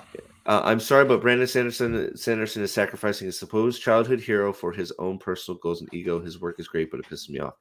I've had yes, you're at, and Lady Balefire agrees. I can't disagree with that statement because it's absolutely 100% correct. But it's like I said, it took me a long time I couldn't read his books because I was so mad at him. And all Robert that was Jordan. doing was hurting me. And I had to come to terms with that. Yeah. If he, oh God, I don't even want to think about it. I don't want to think about it. If he fucks up the We have Cosmere, to fight the war. We have to fight on the battlefield in front of us. If we don't win the battlefield in front of us, there is no other battlefield. So I did, and yes, this is where I'm worried because, and this is exactly why I'm worried, and that I know Lost because his script, Ham is a female. Ham is not a female. Do you know why Ham is a female? Or why he was willing to make Ham a female? Ham is a pewter arm. If you haven't read Mistborn, pewter in Mistborn is when you burn pewter, you get super strength. So they're going to take the big burly guy that is a pewter arm that burns pewter and can punch holes through people and walls. They're going to make it a little petite girl, and now she's going to be able to burn pewter and go through walls. Now I know Vin can do that, but it's the fact that's why make that change. That is the concerning part. But if you're gonna do that with a character, Ham makes the most sense because Ham is sort of. I like Ham. Don't get me wrong, but I mean, I don't know where, in what, and this is a rhetorical question. Yes, Daniel. Sorry. Where and what is the line? And we should do another show about this. We should, because I want to talk about Mistborn. I want to talk about Brandon Sanderson. I'm there. There's a line I had that got crossed a couple weeks ago with a lot of these shows. And then the problem is not that it's going to exist. They're not going to stop. They know people aren't watching it. They know they're not making money. They know that these are dead-end things.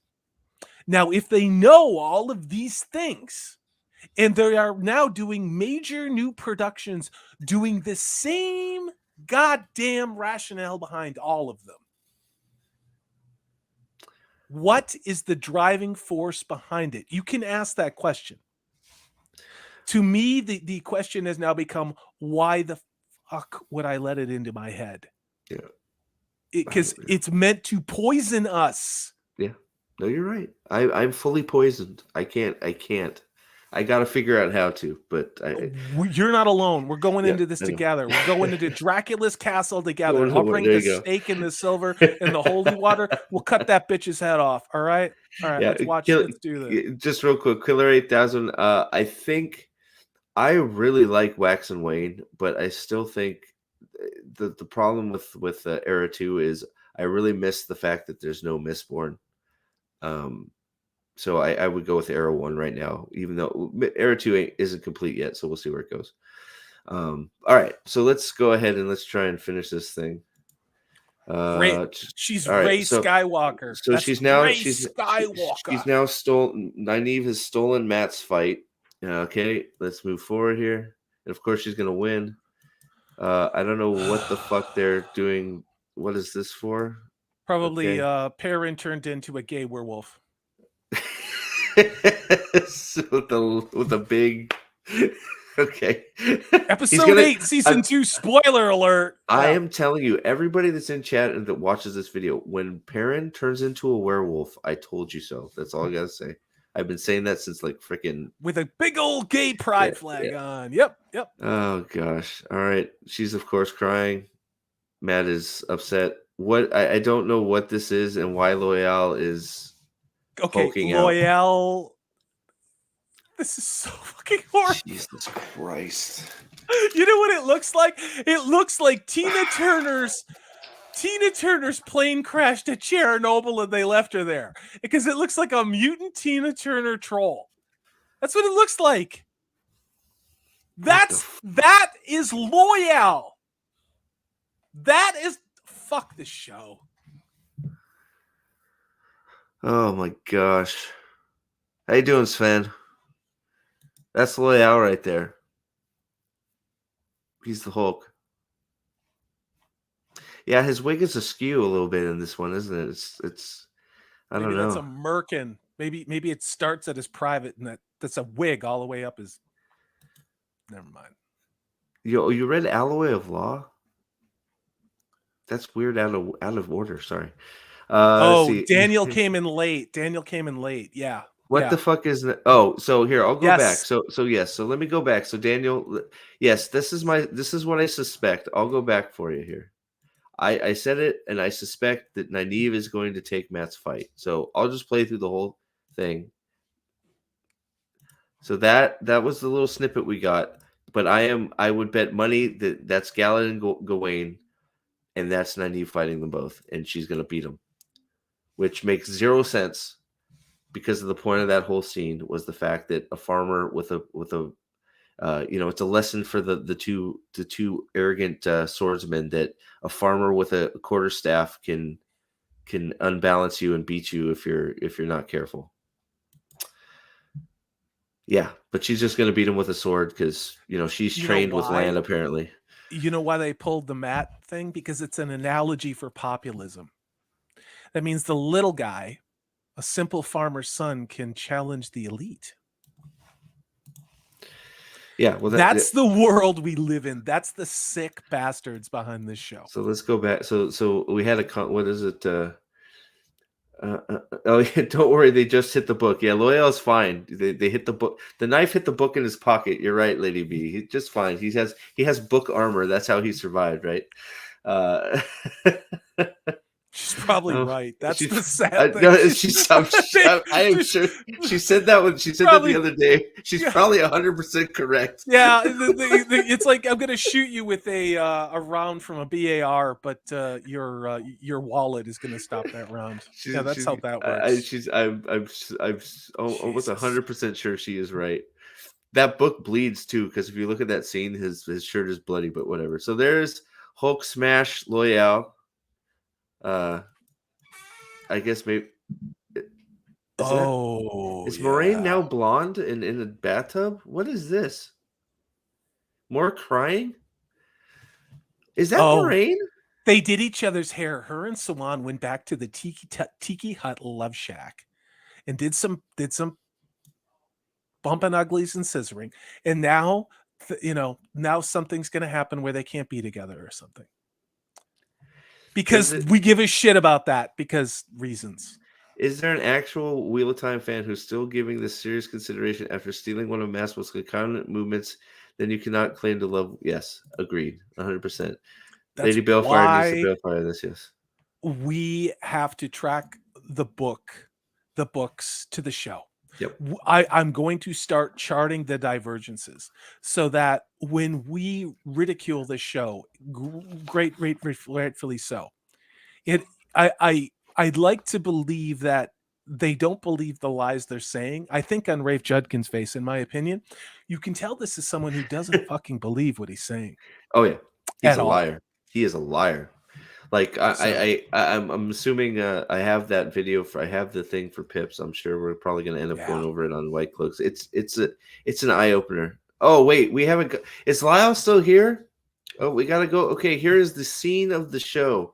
I didn't see this clip of Moraine sleeping or crying or whatever she's doing. I haven't seen this video yet. This is Moraine. This is Moraine, right? Yeah, that's Moraine. No, it's not. It's the woman who's the executive producer of this show who stole the name of Moraine. That's who it is. Is that okay? All right. All right, here we go. Here it comes. You ready for it? Yes. It's Nazi Bondage, episode 7 of Wheel of Time season 2. This is why he couldn't make the con. Because they just left him strapped. Dude, he looks pretty fucking cut. I'll give him that. He worked the fuck out. So good on him. But he's still attached to that in Rafe Judkins' basement. That's why. Josh, Send up a flare. We'll save you. If you're being held against your will, let us know. We'll come get you, buddy. I love that Alden is like balefire. Yeah, we got the bees and the Look at balefires going through. that balefire. It's like Elvis is doing balefire, like, or Jerry Lee Lewis. Hello, balefire. Yeah. Yeah, and that's why this bothers me, Daniel. So it's one of my favorite scenes. It's iconic. It teaches the boy, all of them a lesson. All of them. Every single warder training is as well gets an important lesson from that moment, and it's gone. This has never been about Robert Jordan's books. But this is now a torture wheel in the waist. I'm assuming. I don't know. He's got to look at his penis, make sure it's still there. Oh, Jesus. There's the mouth breather. The mouth breather has returned. It's Frederick Douglass Perrin, come to free the Rands. Yeah. I don't give a shit anymore if anybody's offended by that, by the way. No, it's just we live in effing clown world, as evidenced by this. Oh man, yeah. Rand is. Hey, how you doing, Vic Rowhead? I appreciate you being here, buddy. Rand is just naked all the time. That's it. Yeah, no axe, no axe, no axe, no axe. Well, we haven't seen his sword either, so I'm curious to see where that is. But yeah, it's bad. All right, so let's see here. Bad. Balefire, Lady Balefire and Aldan, double Bale. Don't cross the streams, guys. Careful. All right, so back to mouth breathing. Here we go. And trembling. Oh, this is where he's gonna go werewolf. Sure. Uno just slapped a bitch with a shield. What the fuck is this? Why is she peacocking? What the fuck am I looking at? And she stole the Harfoot headdress. Like they are crossing over. Do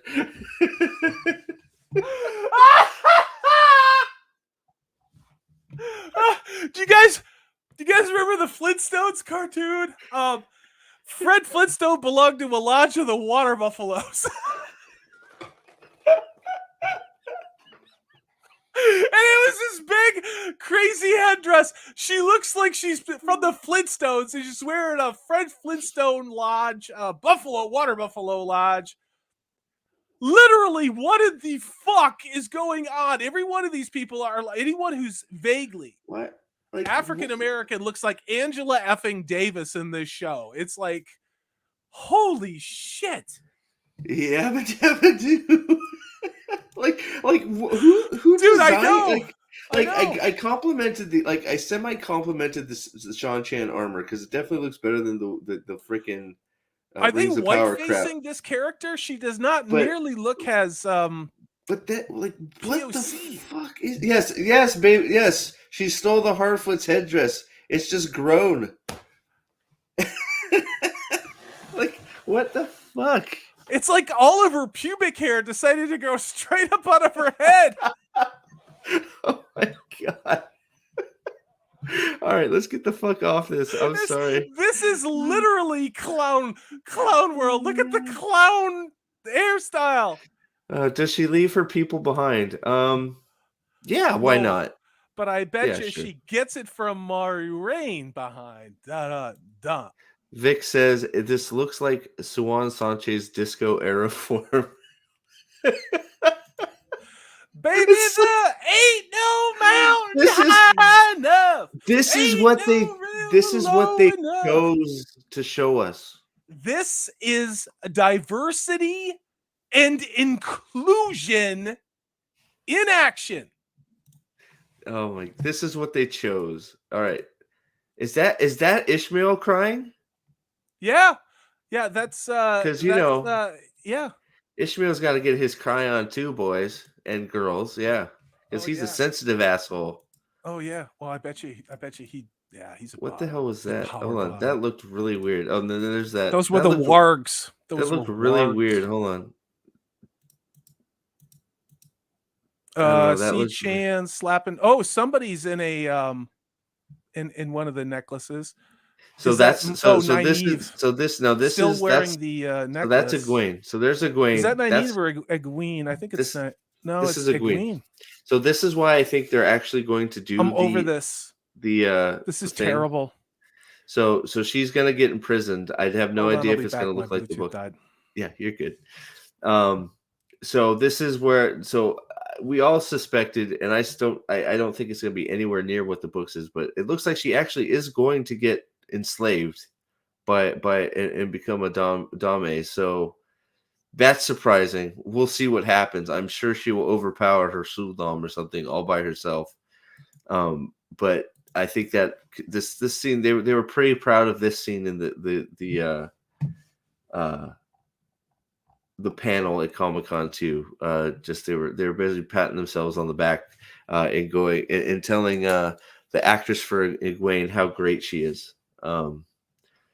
Yeah. So I'm gonna wait for Salty to come back, but before we move on, so let's see here. Actually, you know what? For any new people, here I'll just play it real quick. If anybody hasn't seen it, we'll play it up to. So here's the kidney stone while Moraine is crying in a bathtub. Rand is flexing his abs because it's a new pansy workout. I'm race bitch boy workout, and Perrin's gonna mouth breathe some more.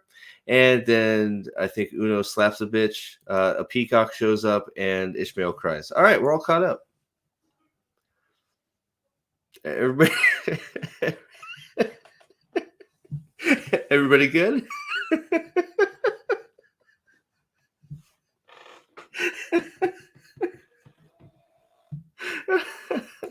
I don't know. I thought that was pretty good. Tell me in chat. What do you guys think? Do you think that was good? See, there you go. Dana's got it. I'm gonna have to clip that out. I think that was freaking pretty damn good. I think I was I was on it. I lost Salty, so I'm now a solo show. Watch out.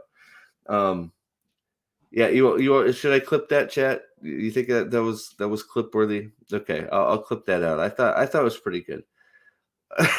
Yeah, Jim, it wouldn't be Wheel of Time if there wasn't somebody crying in every fucking scene. Like literally every scene, there has to be somebody crying. Oh, he's back. Hey, you're back. You good? Yeah, I'm having Bluetooth earbuds you issues. good? It happens after yeah. like Sorry, I just did a recap. Everybody seemed to like it, so I'm gonna have to clip it. So it turned out pretty good. I think it was pretty accurate. So good. Yeah. Oh, it was. Aldan says it was perfect. The scene Chan, I don't know. They look better than the Numenorians. We'll just leave it there. Don't let the Rings of Power be your standard. That's Although true. That's true. It could That's be true. the You're very basement. true. It could be like your bargain basement $1 billion bullshit. It's still it's something off about it. I know the Strong Chan armor is weird, but that is not what I would have done with it personally. No. So, yeah. No. Yeah. So let's see. Sven says, "I hope Daenerys appears to break the wheel." Yeah. Yeah. We need to get Josh out of there. He is in danger. I know it. Let us know, Josh. We'll save you, buddy. Nerdporial nailed it. This is just like Star Trek Discovery. You are correct. It will. I think it's going to reach that in the first episode. Yep. Yeah. Okay. Sorry, I had to get a drink. I know. I'm out of wine. I'm sorry, bro. That's all right. This show makes me want to drink. Caleb Hines says, compared to the Whitecloaks, at least the Shan-Chan have armor. Yeah, this is where we get. So, and this is where I know Lady Balefire is a big proponent of it. Daniel is. I know somebody else said it. I think it was, who was it? Said never settle in chat. Sven. Yeah. Sven said it too. We got it, and I'm with you because I said it too. We got to stop using at least, because if it's shit, it's shit.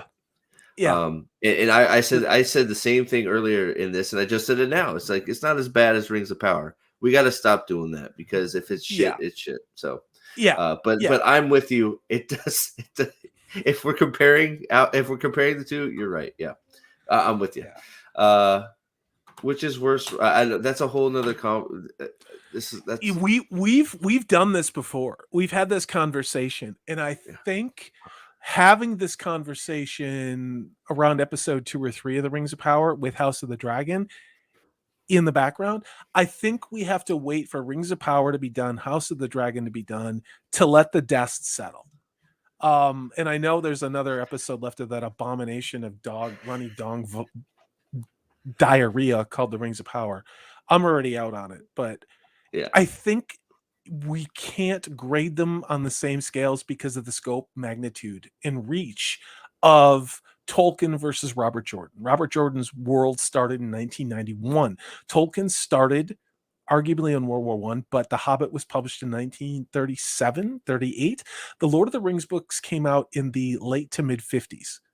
And so it's a different scope and scale, you know, in my opinion.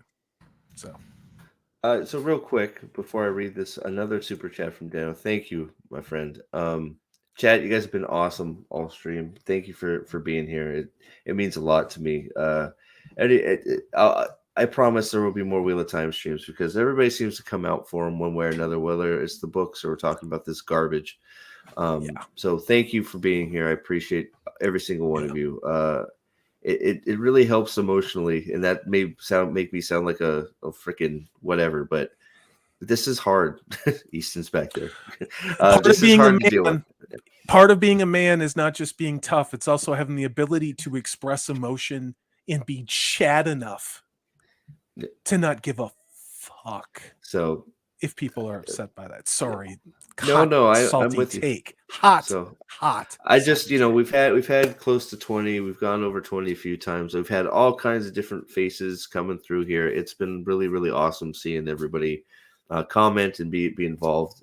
It's sad that it's over. Just, I wish it was us talking about how great this looked. I wish that that's what we were doing. I really do. So Daniel, for $10, I have a serious profit question. Okay. With a season 2, will there be another amazing animated Prophet of the Dragon sequence? Yes, you know what? I'm gonna replay it right now. Part of it, not to replace the perfect current one, but maybe a later point in the story or outro. So an outro is going to be next. Over it. An outro is going to be next. All over this. I got 2 things made already. I will show them for you just because. And this is what membership money goes to, guys. So thank you for all my members. Thank you very much. So let me show a piece of this. Both the things. First, I have my new subscribe button. Here you go. This is my new subscribe button. You'll see it. Start seeing it on my videos. So we got Kalendor and the dragon there. So I thought that was pretty cool. And then we got this bad boy. I won't play the whole minute, but here we go.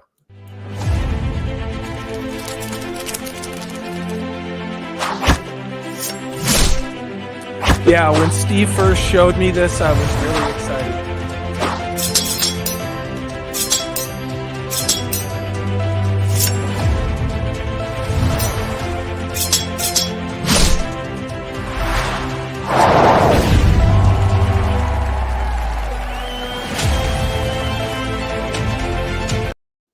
So there you go.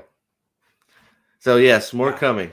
I love doing this stuff. I love it. So so that's what all of the so that's why I've been asking I see, I know, so I don't always get to respond to them, but when I ask for ideas, I know Pips really wants me to do Rand's Tarwin's Gap. That's one that he would really like to see. I'm going to try and keep doing this stuff. I have the group I found to help make these for me have been really awesome.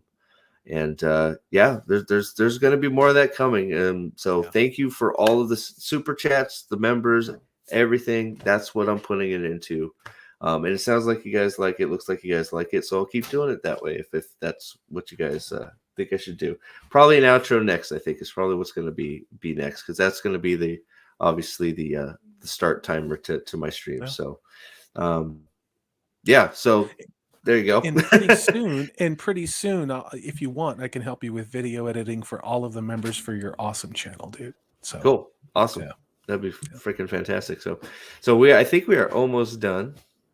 So let's see here. So we had crying Ishmael. We have crying Egwene. Oh God. The show is dumb. Maybe I should just play my thing again. Should I just play my animation again? Let's just let this run through. I mean, we've gone over 2 hours. Right. So okay, now we got Whitecloaks. We got a guy with Yeah, And they then seem we a lot got, more diverse. I'm assuming that's a Yeah. fade. It looked like a fade, maybe. There's some more Sean Chan. I'll just play it out. So there's the Whitecloaks. At least they have shields. They should have lances. There's a fade, I think. Maybe that's pairing with his sword. Who knows? Easton. And then that was more Sean Chan, and then he has something blowing up, and then that's it. And then they have 18 seconds of advertisements for everything else on their crappy. I hope they're advertising for the Rings of Power because it's such a success, you know? Oh, yeah, you know, of course they are. Because this is trash. It's trash. It's not even, it's no longer counterfeit. It is, season 1 served its purpose to create backlash. And season 2 will take the things that they paid attention to, people had really strong feelings against, and amplify them. And again, it is not about making a quality product. It's not about entertainment. It's not about anything other than causing outrage and hitting ESG scores. That's all this shit is. This has no artistic value. It's ideological. It is. And that's how it's so bad. And it's one of those, there's that place in my brain. I know it. I know why it's bad, but I can't. Richard Williams, that's why. Williams, that's why. This is straight up demoralizing the enemy. And we are their enemy. So they are demoralizing us. So just to sum this up, so just to recap, because I watched, thanks to Alex at Whitecloaks, I have taped the Comic Con panel. So just to recap, no release date. According to Rafe, it's still a long ways off, which needs more trannies. It's still, that was his own world. See, it's still a long ways off. So we're still looking at months. Why? Who frickin' knows? Probably because the special effects crew were working on Rings of Power. I think that's what Alex said as well over at Whitecloaks when we were talking. So no release date. Bullshit. No trailer date. During the whole panel, they didn't mention the main character of Randall Thor once. Rafe Judkins pretty much admitted that Egwene is his favorite character, and that she is going to get all the screen time. And Elaine is good, and Damer Flynn is better than Barney because I guess Barney has. He took all the jabs. Because he took all the jabs. Yeah. That's so why. that was basically the Comic-Con panel was a bunch of they showed a clip of Elaine in one of Matt, so maybe we'll get this. And then of course to fill time they had to show a cold opener because they had nothing else to show anybody. So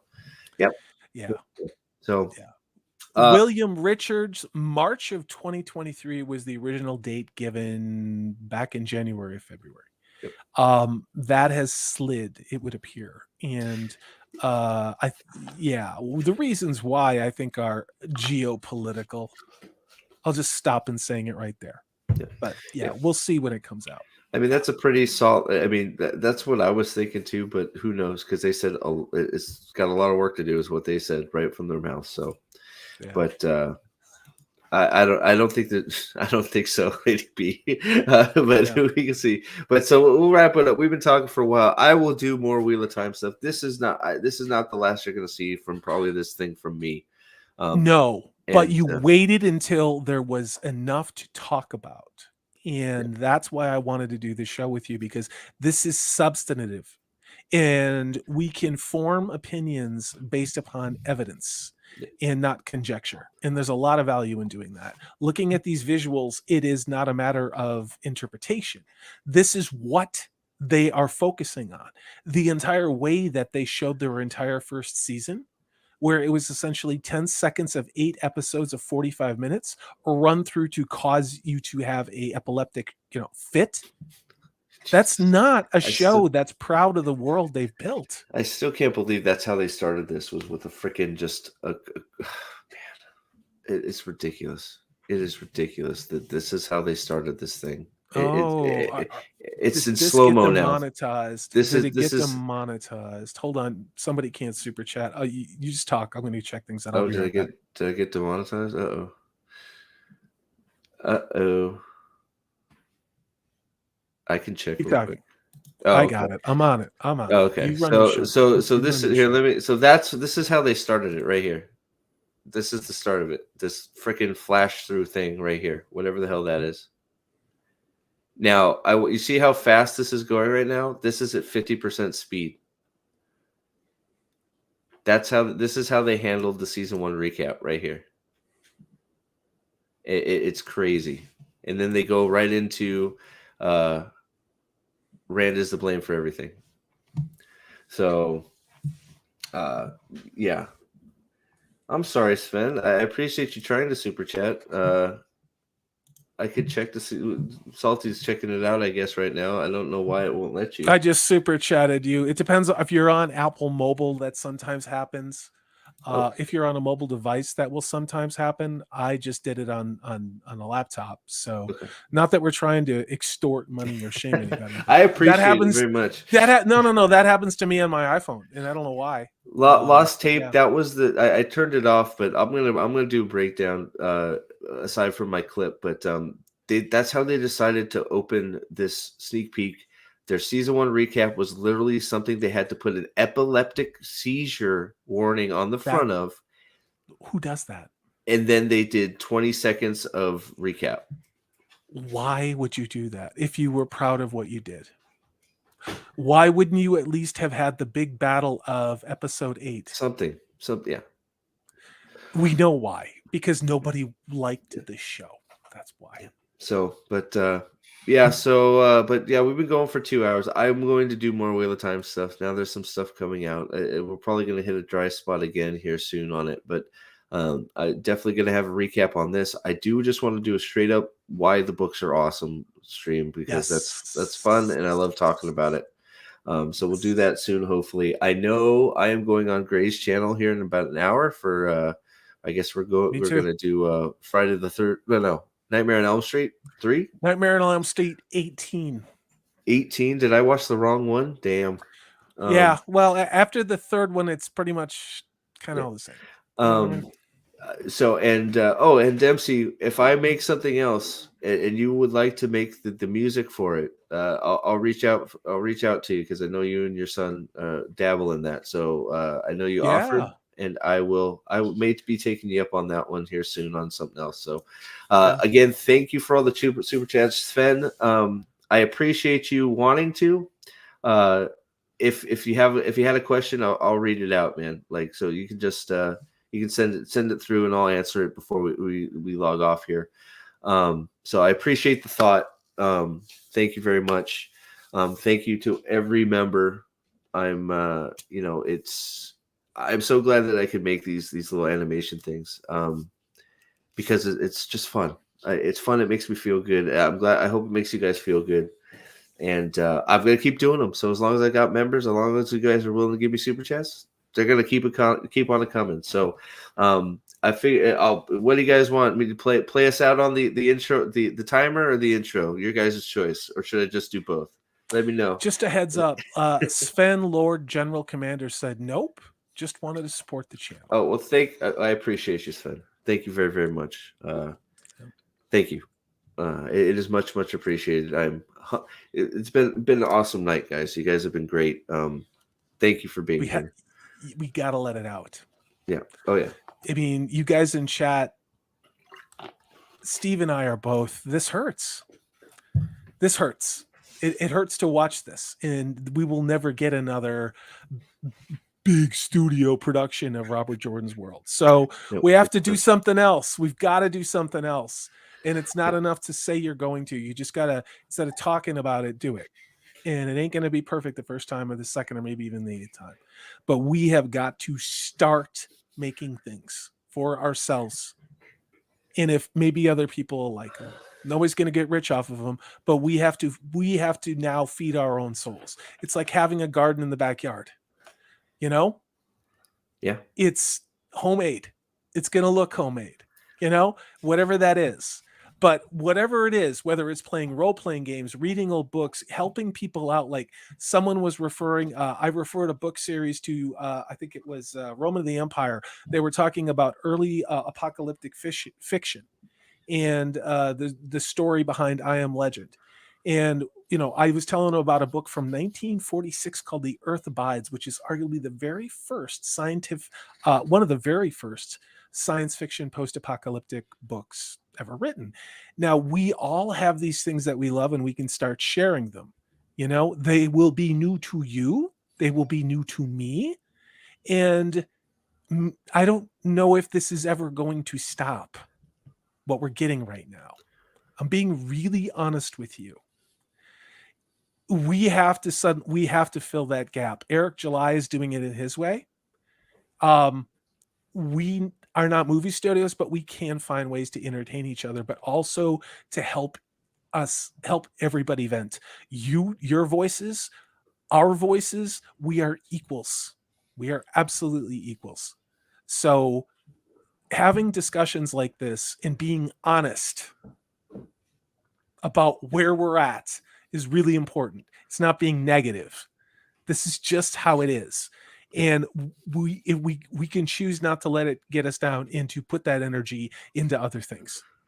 And yeah, I think that's why I'm so glad I've just all of everybody in chat, all of this. It's very uplifting. It's nice to know I'm not alone. We're all not alone. We're all, and you know what? The other thing on top of it is we're not just a nodding yes factory or you know, we all have different opinions about different things, and guess what? We can all talk about it, and we're all still good on the other side. So I'm so glad that you guys have found the channel. I'm so glad that you enjoy what's going on here, and I hope you keep coming back. So thank you guys. I want to leave on this Lost Tape because you've been awesome in chat. You know, Lady Balefire, Dempsey, Daniel, thank you for the super chats. Lau Hammock when he was here. Sven, I appreciate you, buddy. All you guys. Al Dan, as always, my brother. If I feel like if they had done it faithfully, it would have been to start a huge franchise and gotten millions and millions of new fans. But alas, and I think that is exactly how most of us feel. It could have been humongous. Why they didn't do it, because it would have brought people together, and that's really sad. So, but yeah, so thank you very much for all being here. Look out for more Wheel of Time stuff coming very, very soon. And yeah, until next time, I'm gonna play us out on my cool little thing here. And until next time, say goodbye to your guest and thanks for being here. No, man, I hate you. No, okay. Well, fuck you too. Salty, I don't know. I don't like him either. I got a little. I owe him money. It's the only what you reason got going on? Because we had Nate too. So Nate. No, dude, that's not why I did it. I was just no. I know. No. We're gonna be on Wakazashi's Tea House in about an hour, and please, you guys, if you're up, come and hang out. We're gonna. So it says we're gonna talk about Nightmare on Elm Street 3. But you know what's going to happen. And if you're in chat and you derail us, we will talk about other things too. So show up over there. Tomorrow morning, I'm dropping the second episode of my own series. It's a follow-up to what I did with the Fire of Fandom videos. This is all about horror movies and spooky movies for the month of October. I did a reading on Wednesday of H.P. Lovecraft's Dagon, famous short story. I have done a series of advanced green screen animation video, short segments in the videos for numerous readings of classical works that include one being done by Zax, Purple Valkyrie, Manetheren, and Gray from Wakazashi's Tea House. Numerous stories like that are going to be read with custom animation in the background. In addition, I've done advanced video restoration work on classic old horror movies that are in the public domain tomorrow. 1920, the Dr. Jekyll and Mr. Hyde from John Barrymore, digital restoration 1920, including putting in music from current musicians who I got their permission to use for in this video. Please take a look at the work that I've done. It's a great looking print and it's a great story. And I think the music that I put behind this silent film is really updated it in a good way. So check that out. Dropping it tomorrow. Thanks for having me on, Steve. Yeah, no, thanks for being here, and make sure you check out Amanda Manetheren too. I'm pretty sure I put the channel link in there as well. Whitecloaks channel link's also in there because I'm sure I'm going to be hanging out with them, ripping this thing apart again. Lady B, at some point we're going to smash some Wheel of Time stuff here too. So smash it to pieces, right? So thank you. Balefire, balefire. I said nuts. I don't think there's I don't know there's anything else to say about that, but thank you all, and until next time, all hail the Lord Dragon. Have a great night. Hopefully we see you over at Grey Stream. Have a great night, Thanks, guys. Chad. See you guys next time. Awesome.